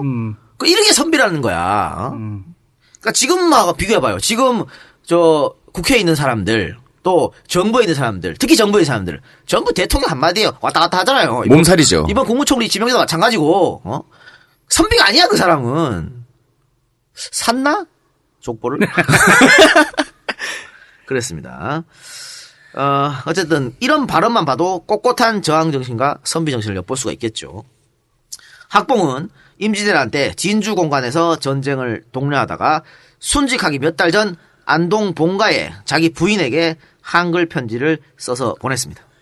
요사이 추위에 모두들 어찌 계신지 가장 사녀 만에 나는 산음 고을에 와서 몸은 무사히 있으나 봄이 오면 도적이 대항할 것이니 어찌할 줄 모르겠네. 장모 모시고 설 잘 쇠시오. 살아서 다시 오면 그때나 나을지 모르지만 기필 못하네. 그리워 말고 편안히 계시오. 끝없어 이만. 남존 여비 사상이 강했던 조선시대에서도 지금 자기 아내를 굉장히 존중하면서 편지를 쓴 거 아닙니까? 사랑이 뚝뚝 묻어나는. 묻어나죠. 묻어나고 살아서 다시 보면 벌써 죽음을 각오한 거잖아요. 전쟁터니까. 그런데 당시 학봉 선생의 위치 정도 되면요. 토끼도 돼. 누가 뭐라 그래? 안 그래? 슬쩍 전쟁하는 척하고. 아니, 진짜, 임진한테 다 그랬잖아. 진주성 전투 이럴 때. 다 도망갔잖아. 그럼 그때 다 의병들이 맞고, 그러니까요. 응? 백성들이 맞고. 그런데 그런 거 살아서 아니에요? 다시 보면, 이런 건 목숨을 각오한 것이고. 그래서 결국은 뭐, 전쟁터에서 사망한 것이죠. 예. 그 학봉 김성일 선생에 대해서 그 일본의 통신사 갔다 온 것 때문에 나쁜 사람이라고 얘기하는 사람들이 있는데 그것도 와전된 거예요. 그 발언 자체가. 그렇죠. 그거를 그렇게 왜곡하면 안 되는 거죠. 예. 어쨌든 그의 이런 선비 정신과 나라 사랑하는 정신은 훗날 그의 후손에게 그대로 전달되었습니다. 1908년 이강년 의병장의 의진에 김용환 선생이 참가해서 김현동과 함께 적정 탐지의 임무를 수행했었는데요. 이 김현동도 바로 학봉 선생 집안의 사람입니다. 나중 김용환 선생이 독립군 자금 지원 문제로 피체되었을 때 같이 체포되어서 옥고를 치르기도 했습니다. 이 강렬은 동학농민운동 때 문경 지역 의병장이었으며 나라를 1차 일본군에 대항하여 고향을 중심으로 의병을 일으켰던 사람입니다. 이때 22세의 젊은 김용환은 이 의병에 참가를 했습니다. 또 1911년에는 김상태의 의병에 참가하기도 했었는데요. 그가 젊은 시절 이렇게 의병 활동에 참가한 이유는 할아버지 김흥락이 일경에게 겪은 수모와 고초 때문이었습니다. 할아버지 김흥락도 의병 출신으로 국민훈장 애족장을 수여받은 독립운동가입니다.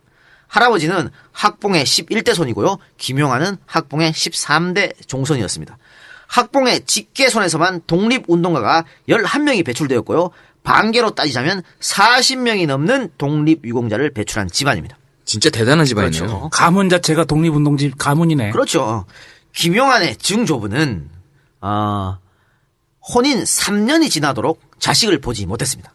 그래서 학가산에 올라가 100일 기도를 올렸는데요. 학가산은 안동에 있는 산이 있는데 명산이라고 그러는데 지금 여기엔 온천이 있습니다. 여러분 학가산 놀러 가셔서 온천 한번 진지한 얘기하다가 고향 온천 홍보를 얘기야 왜 해? 갑자기. 우리 할아버지가 학가산을 쳐다보면서 누워 계십니다. 그리고 나서 3년 동안 없었는데 100일 기도를 올린 뒤에 이 김용환 선생의 할아버지 김흥락을 잉태했다고 합니다. 해산이 임박해서 김흥락의 부친이 꿈을 꾸었는데 스님 하나가 돈 100전을 씻어주면서 그대 마땅히 귀한 아들을 얻으리라 라고 말했다고 합니다. 그리고 나서 태어난 이가 바로 김용환 선생의 할아버지인 김흥락입니다. 와, 돈을 주셨네. 예.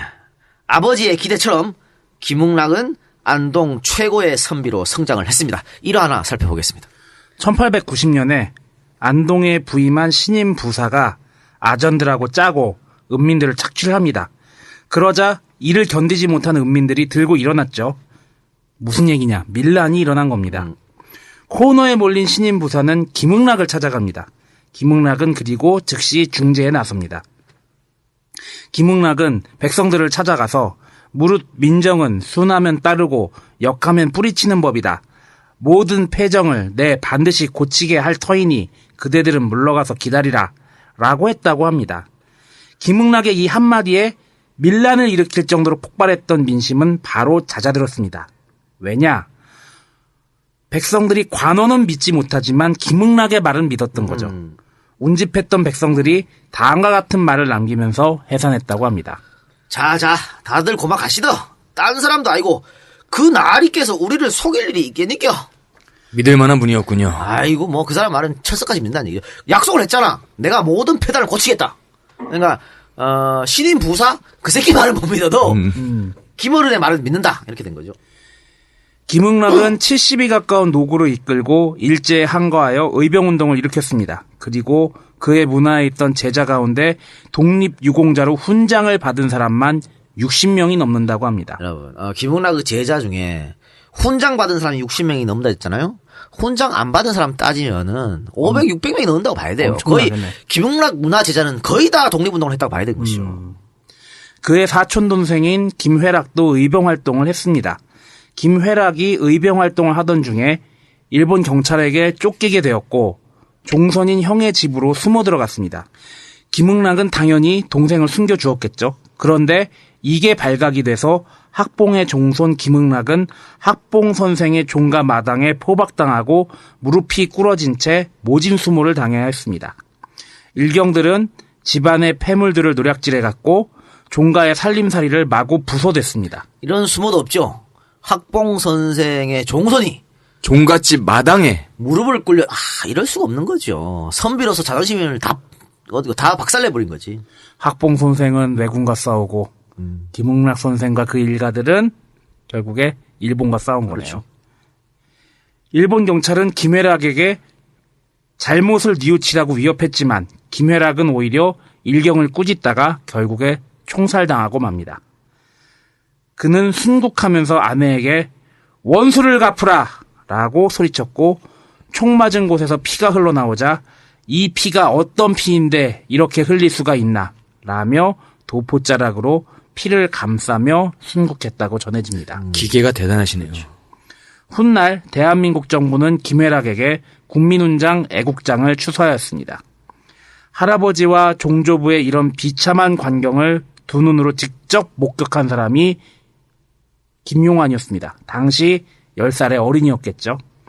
김용환은 이 장면에 커다란 충격을 받았고 그때 이미 항일운동에 몸을 바칠 것을 각오했던 것으로 보입니다. 달라. 10살에 10살에 자기 할아버지와 종할아버지가 당하는 걸 보고 이럴 수가 있게 이런 생각을 우리 10살 때 뭐 안동의 했나. 후손. 1922년 동아일보 기사를 하나 보도록 하겠습니다. 제목은요. 경북 경찰부에서 10여 명 검거. 내용은 남만주군 정서와 연락한 독립운동단에로 시작하는 기사인데요. 구체적으로 살펴보도록 하겠습니다. 그 외의 사람들도 양반 유생으로서 현 정씨를 싫어했으며 그 가운데 김용환은 2조 중세에 저명한 김학봉 선생의 종손으로서 3번이나 검속대 몸이 되었었고 김창규 발의로 의용단을 조직한 후 제외 독립운동단체와 서로 응하여서 국권회복에 종사하기를 맹약하고 단명을 조선 독립후원의용단이라 명명하였으며 라는 기사가 나옵니다. 즉 1920년도 초반에도 이렇게 공개적으로 후원단을 조직해서 독립운동을 해왔습니다. 그러니까 이때 벌써 3번이나 체포된 거예요. 그러니까 이분이 사실 그 1990년대에 이제 독립운동 했는 게 밝혀지기 전까지 정말 생양아치였잖아. 생양아치 맨날 도박판에 있었고. 근데 1920년대에 벌써 독립운동으로 3번이나 체포된 적이 있었다니까. 사람들이 이걸 싹 잊어버린 거지. 잊어버리고 그냥 정말 파랗고 양아치로만 기억했던 거예요. 그때 뭐 사람들이 그럴만 했어. 이분이 하락상을 보면 생양아치로 기억할 만 했습니다. 3번 들어간 거를 완전히 덮을 만큼. 그럼. 자, 여기 나오는 남만주 군정서가 서로 군정서입니다. 저희가 이회영 특집 때 했죠. 그렇죠. 이회영 특집에 등장한 이시영, 이상용 선생 등이 남만주에 정착해서 신흥 무관학교를 설립하고 민족교육, 식민통치기관 파괴, 친일파 및 민족 반역자 색출, 처단 등의 활동을 했던 것이 바로 서로군정서입니다. 이들의 재정은, 즉 돈줄은 한족 회원의 의무적인 헌금으로 유지가 되었는데요. 국내 경상도 지방에서도 재정 후원을 위한 비밀 결사가 조직되기도 했습니다. 그것이 김용환 선생이 활약했던 조선 독립운동 후원 의용단이었습니다. 아니 단체 이름 자체가 독립운동 후원 의용단이잖아요. 그러니까 이분이 파라코 생활을 하면서 왜 그렇게 수밖에 없었나? 그리고 그걸로 뭘 했나가 이걸로 탁 나오는 것이죠. 이렇게 의병활동 그리고 독립군 자금 지원활동 등으로 독립운동을 해오던 김용환은 부호들을 통한 독립자금 모집의 한계와 이 3번의 체포에 따른 일경의 감시로 인해 독립운동의 제약을 받습니다. 그러자 김용환 선생은 획기적인 방법을 떠올립니다. 그것이 바로 파라코 짓거리입니다. 너도 그래서 아닙니다. 저는 파라코 짓거리가 아니고 그냥 파라코예요. 전쟁 양아치예요. 자, 파라코가 뭔지 한번 살펴보겠습니다. 깨트릴 파자에 떨어질 낙자에 지포자. 집을 아주 작살낸다는 뜻이죠. 그렇죠. 예. 이게 뭐냐? 과거에는 명문가였던 집안의 자손으로서 허랑방탕한 생활을 하는 사람을 이르는 말입니다. 즉 재산이나 세력이 있는 집안의 자손으로서 집안의 재산을 홀라당, 발라당 털어먹고 남봉질까지 하는 그런 사람을 뜻합니다. 이 작가 맞는데 왜? 실제로 가장 유명한 파라코가 바로 이하응입니다. 이하영의 집안은 그의 아버지 남영군이 예전에 오페르트 도굴 사건 뭐 그런 걸로도 유명한 사람이 남영군이죠. 남영군이 정조의 이복 형제인 은신군의 양자로 들어가게 됩니다. 그러면서 왕의 직계와 아주 가깝게 되죠. 근데 안동 김씨 세도 정치 아래에서 이것은 안동 김씨의 끊임없는 견제를 받는다는 것을 의미하거든요. 근데 이게 말이 좋아서 견제지, 심지어는 왕족들 중에 좀 똘똘한 사람들이 있으면은 저 사람 역모를 꾸몄다라고 역모죄를 뒤집어 씌워서 죽이기도 하고, 안동 김씨가 세도 정치를 유지하기 위해서 왕족들에게 각종 폐악짓거리를 하고, 좀 똘똘하지 않은 왕족들은 왕으로 추서하려고, 왕으로 세우려고 그런 노력들을 많이 했습니다. 약간 총명하다라고 느끼면 바로 처단하는 거지. 네. 그럼 멍청한 척을 해야겠네요. 그렇죠. 그래서 이하영이 파라코직 한 거야. 예.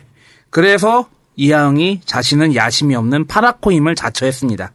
스스로 불량배 행세를 했고요. 또 불량배들하고 어울렸습니다.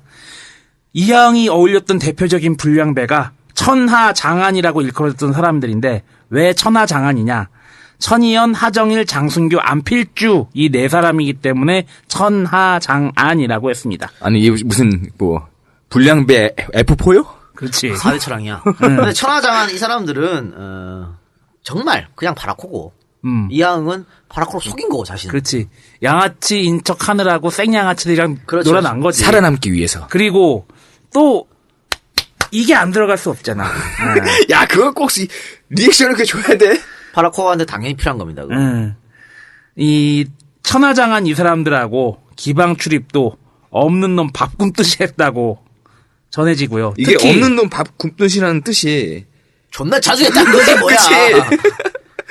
그리고 운현궁의 봄인가 예전에 책에도 뭐 나오기도 했었는데, 기생 초선이라는 애가 있었는데 또 이하영과 그럼. 초선이와의 사랑이 또 매우 애틋한데 한번 기생들이 사람을 많이 보잖아요. 그래서 이 양반들 중에 자기가 멍청한 척을 하는가 아닌가를 정확히 안 것 같아. 그래서 술집 애들이 날 좋아하는 그러니까. 거야. 뭔 개소리야, 씨. 아유, 파라코 하나에다가 회장이랑 같이 있으니까 방송이 힘들어진다. 자, 세도 가문의 잔치집을 찾아다니면서 걸식도 서슴지 않았다고 합니다. 양반 체면에. 양반도 아니지, 왕족이잖아, 왕족. 그러니까. 한 번은 누군가가 식은 전 조각에 침을 퇴 뱉어가지고 휙 던졌대요.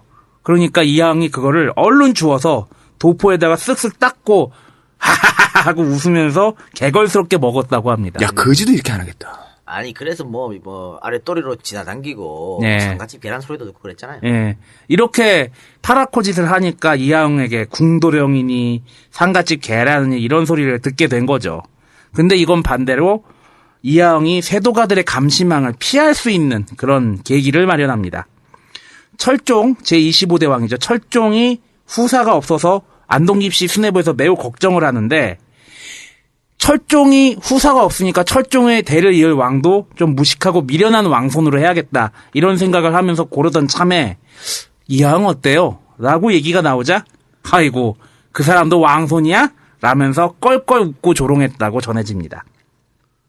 그런데 이하영은 이런 와중에 뒤로는 왕실 최고의 어른이었던 대비 조씨와 친분을 맺었고요. 병약했던 철종이 후사가 없을 경우에, 그리고 죽었을 경우에 자신의 둘째 아들 명복이를 왕으로 세워달라고 조대비에게 부탁을 합니다. 뒤로 일단 선을 좀 대놨네요. 그치. 그리고 왕이 왜 죽으면은, 후사가 없이 죽으면은 왕실에서 그걸 결정을 하잖아요. 그렇죠. 진짜 철종이 후사가 없이 사망했어. 그리고 조대비가 이하영의 계획대로 둘째 아들인 명복이를 왕으로 내세웠고 그가 바로 고종이 됩니다. 그리고 전을 씻어먹던 그 사람은 흥선 대원군이 됩니다. 그렇지, 대원군이 됐지. 이렇게 조선 3대 파라코 중에 한 명, 이하응. 또 김영환 선생님도 한 명이니까. 근데 지금 이하응이나 그 김영환은 파라코가 아님에도 파라코라고 불리게 일부러 연기를 한 거고요. 진짜 파라코를 한번 예를 들어볼까요? 진짜 파라코. 누구 얘기하려고? 진짜 파라코는 롯데그룹의 신동아. 야, 이 개새끼야, 갑자기 탁 튀어나오네요. 야, 우리 롯데 특집 했잖아. 그래서 뭐 아시겠지만 네, 그때 나왔던 다시 한번 사람이죠. 알려드리겠습니다. 진짜 파라코. 정말 파라코죠. 그러니까 신동학 씨가 이제 롯데그룹의 신격호 회장의 조카죠. 네. 조카가 되고 롯데햄, 롯데우유 여기에 아들이 되는 겁니다. 그러니까 재벌 2세인데 어릴 때부터 차를 몰고 다녔겠군요. 1994년에 그 유명한 프라이드 운전자를 내리게 해가지고 짱돌로 내리찍은 오렌지족 사건을 일으켰죠. 벽돌로 찍었지, 벽돌. 네. 이거 뭐 그냥 간단해요. 내가 그랜저 몰고 가는데 앞에 내 앞에 프라이드가 끼어들어가지고 내려 이 개새끼 이래가지고 찍은 그런 사건이 있었습니다. 근데 이때 같이 그랜저에 탔던 오렌지족 그 오렌지족 한 명이 이제 이후락 중정 부장의 손자였죠. 그러니까 아버지가 당시 뭐였냐면 이석환 씨 제일화재해상보험의 오너였습니다. 그러니까 재벌 그룹의 2세들끼리 모여가지고 끼리끼리 노는구나. 이런 짓거리를 했죠. 더 웃긴 거는 경찰이 말이죠. 이후락 손자를 그 이후락 손자의 아버지 그 이석환의 직업을 보험회사 직원으로 썼어. 사장인데? 회장인데. 회장인데. 알면서도 이렇게 써서. 왜? 뭐 축소보도지 지들끼리 이렇게 한 거야. 대한민국 경찰이 뭐 이렇지 뭐. 옛날 지금이나 뭐 그렇고. 그리고 또 신동학은 사건 일어나고 미국으로 튀려다가 공항에서 붙잡힙니다. 붙잡혔고 그때 인터뷰한 게 또 굉장히 유명했죠. 뭐라고 했냐면 젊은 애들이 술 먹고 그런 거 하고 뭐 달라요. 듣기 싫으면 나가요. 기자들한테 이런 말을 했던 사람이었습니다. 야, 롯데 참. 그리고 아유. 얼마 안 있다가 동건이하고 마약 흡입 신공으로 다시 구속이 되셨고 그 이후에 그 이후에는 또 도굴 사건 때 또 그렇죠. 한번 쇼를 하죠? 자기 할아버지 네. 도굴 사건 때 현장 검증할 때 도굴범들에게 원투 스트레이트를 꽂다가 바로 또 기사가 나는 일이 벌어졌습니다. 그때 인터뷰는 이런 말을 했어요. 한이 맺힙니다. 진짜 할 수만 있다면 저 두 사람 다 죽여버리고 싶어요. 라고 인터뷰를 해서 또 논란이 됐고 이게 끝이 아니죠. 또 얼마 안 있다가 자신의 아카디아 승용차를 몰다가 어떻게 몰아? 만취 상태로 몰다가 음주 단속을 한 경찰을 매달고 폭주를 해가지고 또 경찰에 굉장한 상해를 입힌 사건이 또 일어났습니다. 가지가지 한다라고 할 때 이런 사람을 딱 예를 들면 딱 좋네. 30m 정도를 끌고 갔다 그래요. 그러니까 뭐 또 이 사람이 그때 이제 혈중 알코올 농도가 얼마였냐면 놀라지 마십시오. 0.246이었습니다. 0.05부터 면허 정지 아닙니까? 그런데 0.246이면 0.1이면 만취 아니야? 취소야, 그리고. 취지, 취소. 0.246 정도면 그냥 소주 담궈져 있는 거지. 내가 봤을 때 사망 수준이에요. 사망 수준이에요. 그 정도로 술을 마셨다는 거고. 이게 끝이 아니야? 그래서 거의 집안에서 내쫓기다시피 했었죠. 그래서 외국으로 떠돌아다니다가 결국은 타국 땅에서 쓸쓸하게 사망을 했는데 추락사로 밝혀졌죠. 그러니까 발코니에서 위스키 먹다가 추락했다는데 이것도 추락사가 아니고 그럼 살해당했다는 얘기가 있어요. 그러니까 여자 문제로 살해당한 게 확실한데 롯데그룹에서 시끄러우니까 무마시켰다 이런 말도 있는데 뭐 알 수가 없습니다. 하여튼 이렇게 미운 짓을 해도 그래도 뭐 부모 입장으로서는 귀한 자식이 아니야. 그렇죠. 그래서 신동학 씨가 사망했을 때 신동학 씨 모친이 충격으로 쓰러졌다고 하니까 정말 바라코 아니에요? 그러네. 정말 바라코. 근데, 그리고 예. 그 사실 롯데햄 롯데우유 이 이야기를 지금 푸르밀이죠. 제가 틈만 나면 하잖아요. 예. 그러니까 집안을 계속 망치는 거야. 나 같은 놈이 틈만 나면 말하니까. 이건 바라코가 집을 이렇게 망하면 바라코가 아니고 뭐겠습니까? 이런 사람이 진짜 파라코네요. 네, 그렇죠. 경북 안동 출신의 저술가로 일본 법정대 교수였던 윤학주는 자신의 저서였던 양반 동네 소동기, 나의 양반 문화 답사기에서 조선의 3대 파라코로 흥선대원군 이하응, 그리고 1930년대 형평사 운동의 주역인 김남수와 함께 김용환을 꼽았습니다. 윤학주는요, 김용환을 진짜 파라코라고 생각을 했습니다. 그의 친구가 우리 할배가 아무리 주색잡기와 노름을 좋아했다고 하지만 그것만으로 그 많은 재산을 썼을 리가 없다! 라고 했을 때도 반신반의했습니다. 여기서 우리는 알 수가 있죠. 다 써버린 재산이 정말 엄청났다는 걸 알 수가 있지. 그러니까 김용환의 종손이 아니 우리 할배가 아무리 썼다고 해도 아무리 썼다 해도 그 많은 재산을 그걸로 날릴 수는 없어 라고 한 겁니다. 왜 그랬냐면 그때까지 김용환의 독립운동 활동이 알려지지 않았기 때문입니다. 안동에서의 김용환은 아주 유명한 인간 쓰레기, 양아치 파라코였을 뿐입니다. 안동 사람들은 이렇게 얘기했습니다. 학봉 종손 김용하이 금마하고는 상 정도 말하래. 그 지역의 상징이었네. 그렇죠. 김용하는 당시 안동은 물론이고요. 예천, 의성, 영주 등 그 일대의 노름판은 꼭 끼어서 밤새 노름을 했다고 합니다. 노름을 해서 돈을 따면 그걸로 뭐 좋은 거죠. 그리고 만일 돈을 잃으면 밖에서 잠복해 있던 불량배들 모아서 노름판을 덮치게 해서 판돈을 쓸어서 가지고 갔다고 합니다. 그에게는 노름판 자체가 중요한 게 아니었습니다. 단지 독립운동 자금으로 지원한 돈이 목적이었지. 어쨌든 김용환은 매일 밤 노름을 하러 나갔고 집안의 가세는 눈에 띄게 아주 샥샥샥 기울어져 갔습니다. 오죽했으면, 이거 아마 저희 방송에 나왔던 얘기입니다. 오죽했으면 그의 딸이 시집을 갈 때 시댁에서 농 사와서 오라 라고 맡긴 돈까지 노름판에서 날려 먹었습니다. 장농. 딸의 원망이 얼마나 컸겠습니까? 또 그 딸이 시댁에 가서 당한 수모는 이루 말할 수가 없겠죠. 왜? 김용환의 딸이니까. 아이, 그러니까, 봐. 시집 올 며느리 집안이 돈이 없으니까, 알잖아, 그 집안이 어떤 집안인지. 시댁에서는 시집 보내기 싫었을 거예요. 근데, 김용환 딸이니까 시집 보내기 싫지만, 그 집안이 학봉선생 집안이니까, 또 그건 좋은 거란 말이야. 그래서 어렵게 결혼을 했고. 세간살이 이거 해줄게. 돈이 없으니까, 네 시집 올 때, 남들 눈도 있고 하니까, 장롱 사와라 하고 시댁에서 줬는데, 그 그걸 돈을 빼가서. 슈킹해가지고, 노름하러 갔으니, 얼마나 시댁 가서 많은 그 구박을 당했겠어요. 뻔할뻔지 아니에요? 왜냐면 그때까지는 독립운동에 대한 아무도 몰랐지, 이야기가 어떻게 알아. 알려지지 않았기 때문이죠. 딸이 시집 가서 너 장롱은 어머님 장롱은 못 사왔어요. 왜? 저희 아버님 저희 뭐라 그러지? 처갓집이 아니라 뭐라 그러지? 저희 친정 아버님께서 그러면 이제 나중에 실수하면 하이고 이년아 그래 네가 그러니까 집안이 그 모양이지 니네 아버지한테 교육 잘 막 이렇게 했을 거 아니야. 당연하죠. 그 이야기가 조금 이따가 소개해드릴 시에 나옵니다. 그의 딸 김후웅 여사가 1995년 국가로부터 건국훈장 애족장을 아버지 대신에 수여를 한 뒤 직접 지은 시를 살펴보도록 하겠습니다. 우리 아베 참복 나으리. 우리 아베는 아버지의 안동 사투리고요.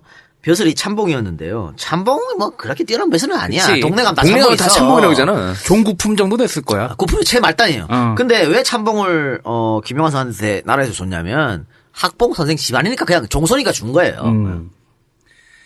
그럭저럭 나이 차서 16세에 시집가니 청송 마평 서씨문에 혼인은 하였으나 신행날 받았어도 갈 수 없는 딱한 사정. 신행 때 농사오라 시댁에서 맡긴 돈. 그 돈마저 가져가서 어디에 쓰셨는지.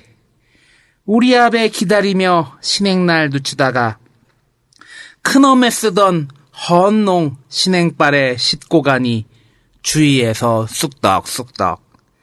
그로부터 시집살이 주눅 들어 안절부절. 끝내는 귀신 붙어왔다 하여 강변 모래밭에 꺼내다가 부수어 불태우니 오동나무 3층장이 불길은 왜 그리도 높던지. 새색시 오만간장 그 광경 어떠할꼬. 이 모든 것 우리 아베 원망하며 별난 시집 사느라고 오만간장 녹였더니 오늘에야 알고 보니 이 모든 것, 저 모든 것 독립군 자금 위에 그 많던 천석재산 다 바쳐도 모자라서 하나뿐인 외동딸 시댁에서 보낸 농값 그것마저 바쳤구나. 그러면 그렇지 우리 참복 나으리. 내 생각한 대로 절대 남들이 말하는 파랗고 아닐진데 우리 아베 참복 나으리. 아, 굉장히 아베가 자랑스럽겠습니다. 그 중간에 왜 끝내는 귀신부터 왔다 해서 강변 모래밭에 꺼내다가 부수어서 불태웠다 그랬잖아요. 시댁에서는 충분히 그럴 수 있었을 거예요. 쇠농사라고 돈 줘놨더니 자기 큰엄마 쓰던 헌농을 들고 왔단 말이야. 그렇죠. 그래서 보면 근데 아버지가 맨날 저 사돈 어른이 하는 짓거리는 맨날 강원랜드가 있고. 맨날 가서 노름하고 여자 만나고 술 먹고 이러니까 우리 집안에서 뭐 조금만 안 풀리면 농 갖고 온 놈 귀신 붙어서 이랬다고. 가 나와서 불태우라고. 또 이거 뭐 밑에 사람 시켜서 며느리한테 직접 시켜가지고 안동 낙동강 강변 가고 불태우면 그때 그 며느리 마음이 어땠겠어요? 진짜 여기 나오는 대로 애간장, 오만간장 다 타는 거지. 자기 아베 원망을 엄청 했겠지. 그런데 세월이 지나가지고 한참 50년, 60년 지나가지고 1995년. 네, 나라에서 씨바 훈장 준다고 나오라 그러네. 그러면서 마지막에 나오잖아요. 내 생각한 대로 절대 남들이 말하는 파랗고 아닐진데 그래도 한 마음 한쪽 구석엔 우리 아베를 믿었던 것이죠. 그러면 그렇지 우리 아베 참복나으리 대단하신 분입니다. 그리고 이분이 진짜 이 짧은 시 속에 말이죠. 이 김용환 선생의 인생과 또 따님의 인생 역전이 다 실려 있네요. 그렇죠? 대단하신 또 필력이라고 볼 수 있겠네요. 자, 그럼 잠깐 쉬었다가 우리 아베 할배 참복나리께서 어떻게 돈을 말 안 먹으셨는지 살펴보도록 하겠습니다. 너 책 광고 안 받잖아. 웬일이야? 제가 안 받는다고 말씀드렸음에도 불구하고 안 받는 게 아니고 안 받을 수는 없고 제가 그렇게 말씀드리죠. 책 광고 들어오면 제가 지금까지 해온 경험에 의하면 책 광고는 효과가 없습니다. 신중하게 선택하세요. 라고 내가 보내요. 항상 메일을. 난 광고 다 온다고 안 받아. 그런 나쁜 놈이 아니야. 근데 괜찮아요. 해주세요라고 하니까 광고를 하는 겁니다. 근데 임팩트 있다 마지막에. 근데 나 성우분인 것 같은데 마시멜로. 성우분? 이거 이재익이야. 그래요? 시네타운 나이티의 이재익 목소리야. 또 내가 느끼한 거야. 어디서 들어? 야, 네가 느끼하다니까 존나 이상하다. 네. 마시멜로. 왜 이재익 그 PD가 녹음을 했냐면 이재익 PD가 읽고 엄청 칭찬을 했대요. 극찬을 했다 그럽니다. 굉장히 재미난 소설인가 봐요.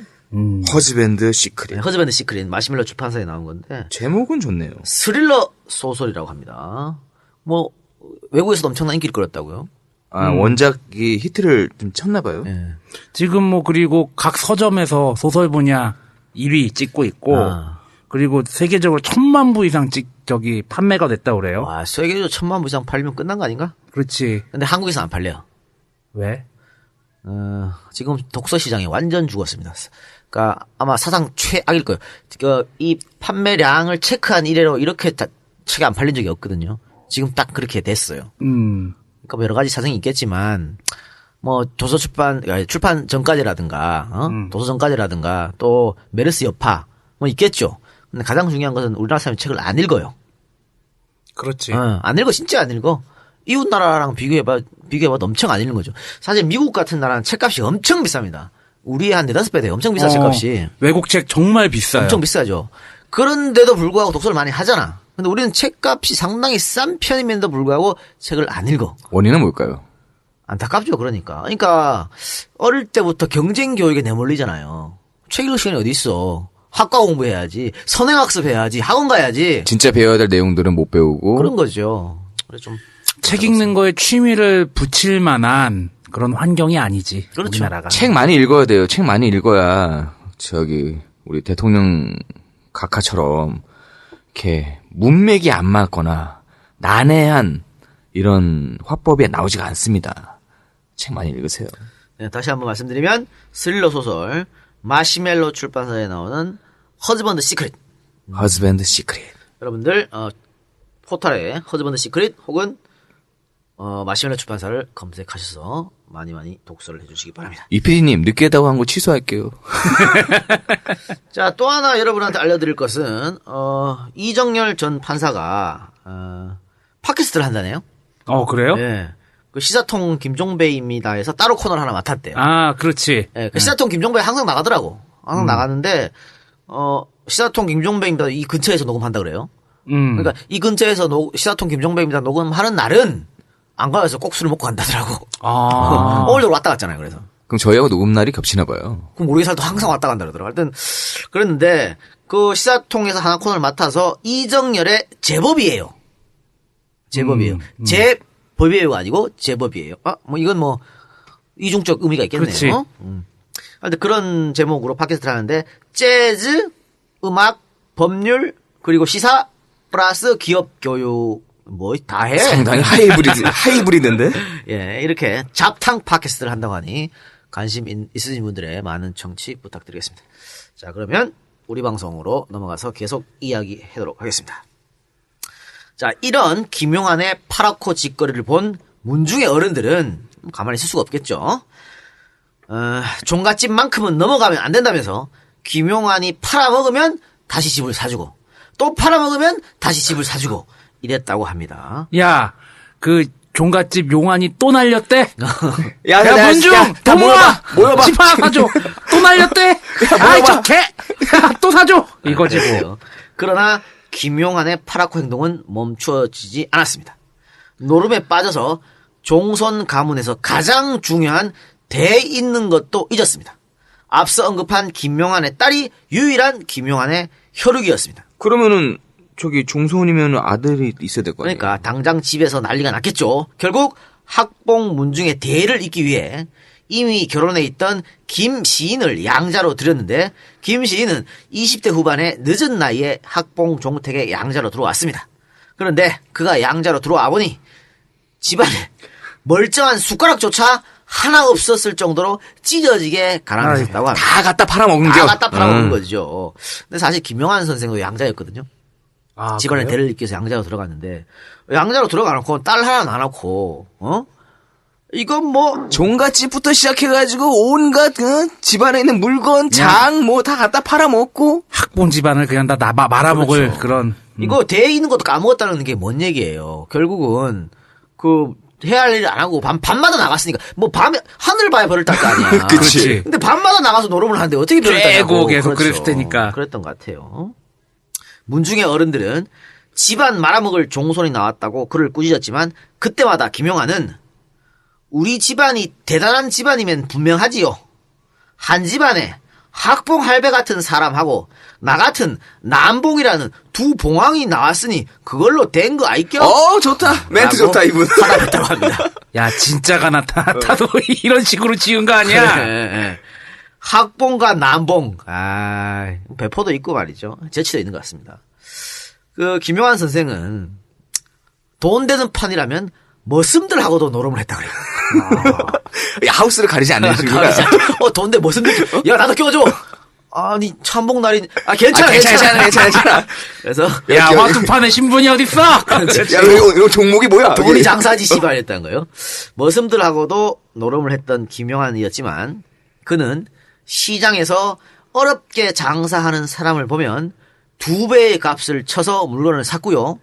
마을 집 가운데 며칠간 굴뚝에 연기가 나지 않는 집이 있으면 좁쌀이나 보리쌀을 사서 사람을 통해 몰래 전달해 주었다고 합니다. 왜 몰래 전달해 주었냐? 나는 파라콘데 알려지면 큰일 나잖아. 그러니까 몰래 전달해 주고 그러면 물건값은 왜 2배 주고 샀냐? 이런 거는 파라코가 잘해. 양아치들이. 그치. 얼마예요? 100원이요. 그래? 그걸로 먹고 살 수 있어. 200원.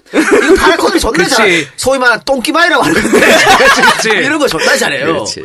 개가오 잡는 거지. 걔가 존나 잘한다니까. 이런 애들이 또 그것도 많이 해요. 어디 지하철 같은데 할머니들 뭐 팔고 있으면. 그렇지. 다 사와 그거. 그거. 그랬기 때문에 이런 기마이 부린 거는 이렇게 했고 이렇게 동네 사람 도와주는 건 모르게 이렇게 했던 겁니다. 굴뚝에 연기가 나지 않는 집이라는 건 밥을 못 해 먹는다는 거잖아. 얘기죠. 그렇죠. 야, 근데 이 김용환 선생의 부인 되시는 분은 진짜 보살이지. 돌아버리는 거지. 보살 중에 상보살. 야, 난 이 시점에서 다시 한번 이 작가의 와이프한테 보살이구나 그런 생각을 합니다. 그러니까 김용환 선생의 심성이라는 게 이제 어떤 사람인지를 이 일화로 잘 알 수 있는 거 아니겠습니까? 원래 이렇게 착한 사람이었던 것이죠.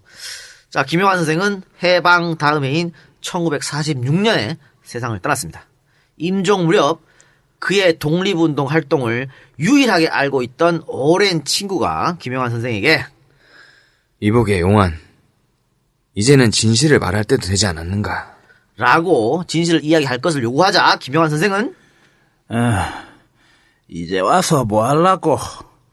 선비로서 해야 할 일을 당연히 했을 뿐이네. 아무에게도 말하지 말게. 라는 말을 남기고 임종하셨다고 합니다. 그러니까 하나뿐인 딸한테도 말 안 해주고 이렇게 아니 이제 와서 그 얘기하면 뭐해. 선비로서 해야 할 당연한 일을 했는데 라고 돌아가셨다는 겁니다. 그래서 사진도 얼마 안 남았어요. 이분의 네, 사진도. 없습니다. 참 안타까운 일이죠. 아, 이런 건 좀 자랑 좀 하셔도 되는데. 네. 괜찮아요. 또 해방됐잖아, 해방. 음. 해방돼. 나 옛날에 그렇게 했어. 나라에서 이제 나한테 뭐 좀 해줘. 우리 자손도 어렵게 사는데. 이럴 수도 있는데. 그 말도 없이 그냥 돌아가셨다는 겁니다. 그리고 아까 이 박사가 김용환 선생의 아내 되시는 분이 보살이라 그랬는데요. 그럴 수밖에 없어. 그 양반 집안도 엄청난 집안이니까. 그 집안도 또 매력이 있어요. 그렇죠. 끼리끼리 모이는 거 아니겠어요? 자, 김용환의 장모, 그러니까 아내의 엄마죠. 장모는 안동의 그 예안 만세 운동에 참가했다가 일본 경찰에 붙잡혀서 56세의 나이에 고문을 당하다 실명한 여성 독립운동가의 대부 김락입니다. 장모가 김락이야. 말 딴 거 아니에요? 또 장인 어른은 역시 독립운동에 매진한 이중업 선생이었습니다. 이중업의 부친이자 김락의 시아버지는 역시 독립운동에 생애를 바친 이만도 선생이고요. 김락은 이상룡의 처제입니다. 우리 방송에서 언급했던 이상룡 선생의 예. 처제가 바로 김락입니다. 즉 이상룡 선생의 부인인 독립운동가 김우락 여사가 김락의 언니가 되는 것이죠. 이 김락의 오빠는 독립운동가 김대락이었습니다. 김대락은 독립운동을 위해 만주로 떠났었는데요. 만주로 이동하면서 엄동설안의 손자를 봅니다. 이에 김대락은 자신의 손자 이름을 쾌당으로 지었습니다. 쾌당이 뭐냐? 나라 잃은 조선 땅에서 태어난 것이 아니라 중국에서 태어난 것이 이렇게 통쾌할 수가 없다라는 뜻으로 쾌당을 지은 거예요. 당자는 당나라 당자죠. 그러니까. 좋을 개자. 그렇죠. 그러니까 이것만 봐도 이 집안이 어떤 집안인지 알 수 있는 거 아니겠습니까? 또 김락의 남동생도 독립운동가인데요. 그분이 바로 그 유명한 김동삼 선생입니다. 저희 방송에서 여러 번 언급했잖아요. 그러니까 이게 뭐 말 다 한 거 아니에요? 또 더 나가볼까요? 김락의 고모는 이육사의 어머니 허길입니다. 또 이 허씨 집안도 독립운동은 엄청난 집안이죠. 이렇게 김용환의 처가도 처조부, 장모, 장인, 처남, 처고모 모두 독립운동에 매진했습니다. 이 김용환의 집안도 마찬가지고 처가도 마찬가지고 안동에서 지역 유지라고 불리던 양반 집안이었어요. 그런데 이 사람들 이렇게 자신의 모든 것을 바쳐서 독립운동에 매진했던 것이죠. 그러니까 노블리스 오블리제라는 게 바로 이런 거다라고 말씀드릴 수 있겠습니다. 지금의 사회 지도층들의 행태를 보면 정말 비교되는 거 아니겠습니까? 지금의 사회 지도층의 행태를 보세요.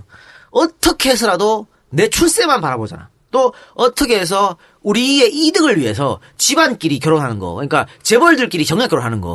사실 이때도요 양반들끼리 결혼한 거예요. 그렇잖아. 네. 양반들 결혼하는데 이 사람들은 양반들끼리 결혼해갖고 똘똘 뭉쳐가지고 독립운동한 거 아니에요. 그렇죠. 물론 당시에 양반들끼리 뭉쳐가지고 그렇게 정략 결혼해갖고 친일 행동을 했던 양반들도 엄청 많습니다. 그렇죠. 독립운동한 가드가 더 많지.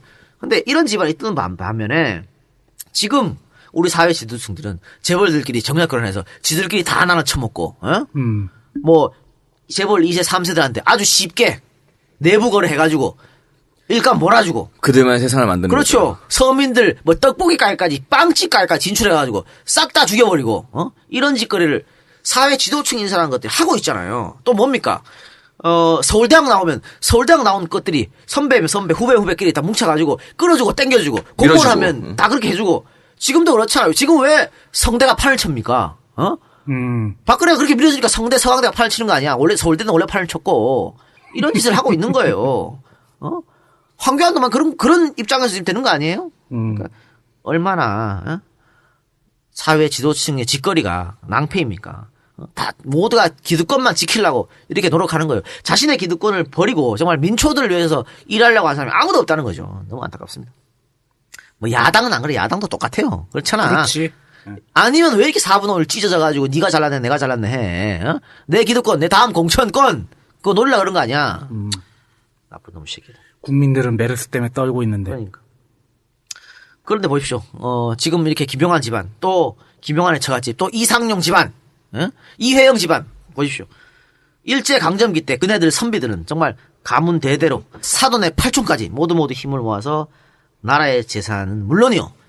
목숨, 심지어는 내 자손들의 생명까지도 내놓으면서 이런 나라를 되찾으려고 애썼습니다. 이상용 선생이 자기 그 손자가 자기는 독립운동에 참가하고 싶지만 할아버지도 모셔야 되고 난 종손이고 이것 때문에 빠졌다 그러니까 호통친 거 아니야. 무슨 소리를 하고서 당장 나가 그랬던 거 아닙니까? 내 종손이 그게 뭐가 중요했어. 내 씨가 문제, 내 대를 있는 게 중요한 게 아니고 나라를 찾는 게 급선무다. 이렇게 말했던 게 당시의 선비들이었습니다. 우리는 이걸 정말 본받아야 되지 않나 그런 생각이 들고요. 재미있는 거는 말이죠. 지금 학봉 종택을 지키고 있는 15대 종선 이 김종길 씨가 하는데 이분이 굉장히 유명한 사람이에요. 예. 삼보 컴퓨터 사장을 역임해서 그때 옛날에 TV에 성관 회장들 막 나왔던 성공시대인가 다큐멘터리 예. 거기에 나왔던 사람이지. 나래 이동통신 또 두루넷 사장을 했었던 정보통신업계 최고의 CEO라고 불렸던 인물인데 이분이 이제 학봉의 15대 종선인 겁니다. 그러니까 아까 제가 김용환 선생이 13대 종선이라고 했잖아요. 네. 그러니까 손자가 되는 거겠죠. 그렇죠. 물론 뭐 양자에서 이제 밑에가 되는 거겠지만, 그러니까 이 재밌는 거는 그런 것 같아요. 할아버지가 노름으로 날려먹은 재산인데 이 양반이 IT로 살려냈어. 에이, 그건 아니지. 왜? 노름으로 날려먹은 게 아니라 독립운동을 위해서 바친 돈을. 재산만 보면 말이죠. 아, 재산만 보면 겉에서 봤을 때는 없어진 돈을 네. IT로 다 이렇게 한 겁니다. 또 참 재밌는 건 아마 기억나실지 모르겠는데 코리아닷컴이라고 왜 예. 미국의 어떤 사람이 그 도면을 갖고 있었잖아. 예. 그래서 이 양반이 그거 산다고 돈 엄청나게 들여서 사왔어. 코리아닷컴이라는 게 뭐 나라의 자존심이다 이러면서 그래서 뭐 미친 짓거리를 하고 있나 이랬는데 아마 이 학봉 선생의 자손으로서 혹은 김용환 선생의 자손으로서 기계, 의지, 나라 사랑 이런 것 때문에 하지 않았나 그런 생각도 들긴 합니다. 추정이죠? 추정이죠, 이거는. 내 추정이지 뭐 어떻게 알아. 이 양반이 뭐 자기 몸값 높이기 위해서 그랬을 수도 있는 거고 모르겠습니다만은 어쨌든 저는 그렇다고 봐요. 그리고 뭐 호부 밑에 뭐 견자가 있을 수 있겠어요? 그렇지. 씨도 득은 못하지. 그럼요. 그러니까 어쨌든 여러분들 학봉 종택 한번 관광 투어 가는 것도 괜찮을 것 같은데요. 그렇죠. 또 아직 안동은 뭐 메르스 청정 지역이니까 가시는 것도 좋은 것 같고. 왜 이렇게 안동을 밀어줘? 아니 지금 여기 나오니까. 아니, 그래서 학봉 종택이나 뭐 태계 종택 도산서원. 찾아가는 것도 좋고 또 이상용 선생, 석주 선생의 본가 찾아가도 좋죠. 또 그것도 좋고 제가 늘 말씀드리는 안동 지역이 독립운동가를 가장 많이 배출한 지역이라고 했지 않습니까? 독립운동 기념관? 네. 거기 독립운동가 기념관 가서 쭉 한번 둘러보시고 이 사람들이 어떻게 살았는지 한번 둘러보시는 것도 좋은 것 같아요. 또 그러면서 또 하회를 또 갔다가 그러니까 애들 데리고 정말 무슨 워터파크 좋죠. 물론 재밌고 좋지만 애들 데리고 이런 데 가서 우리 선조들이 어떻게 독립운동을 했는지 이런 거 보여주는 것도 정말 중요한 거 아니겠습니까? 그렇죠. 꼭 한번 추천해 드리겠습니다. 한번. 안동시 문화관광과에서는 이동영 작가한테 명예홍보 대사를 하나 줘야겠어. 그래. 이렇게 설명을 잘해 코스를. 소용없어요. 거기 다 새누리당 빠돌이여가지고. 가서 간고등어도 한 접시 드시고. 아유 애들이래 갑자기. 그리고 가시다 올라오시는 길에 원주 들러서 또 술 한잔 하고 가시고. 네, 그러세요. 안동 지역구에 한번 출마를 해야겠습니다. 그래서 이 공무원들 다 모가지 자르고 그러면 안 되지.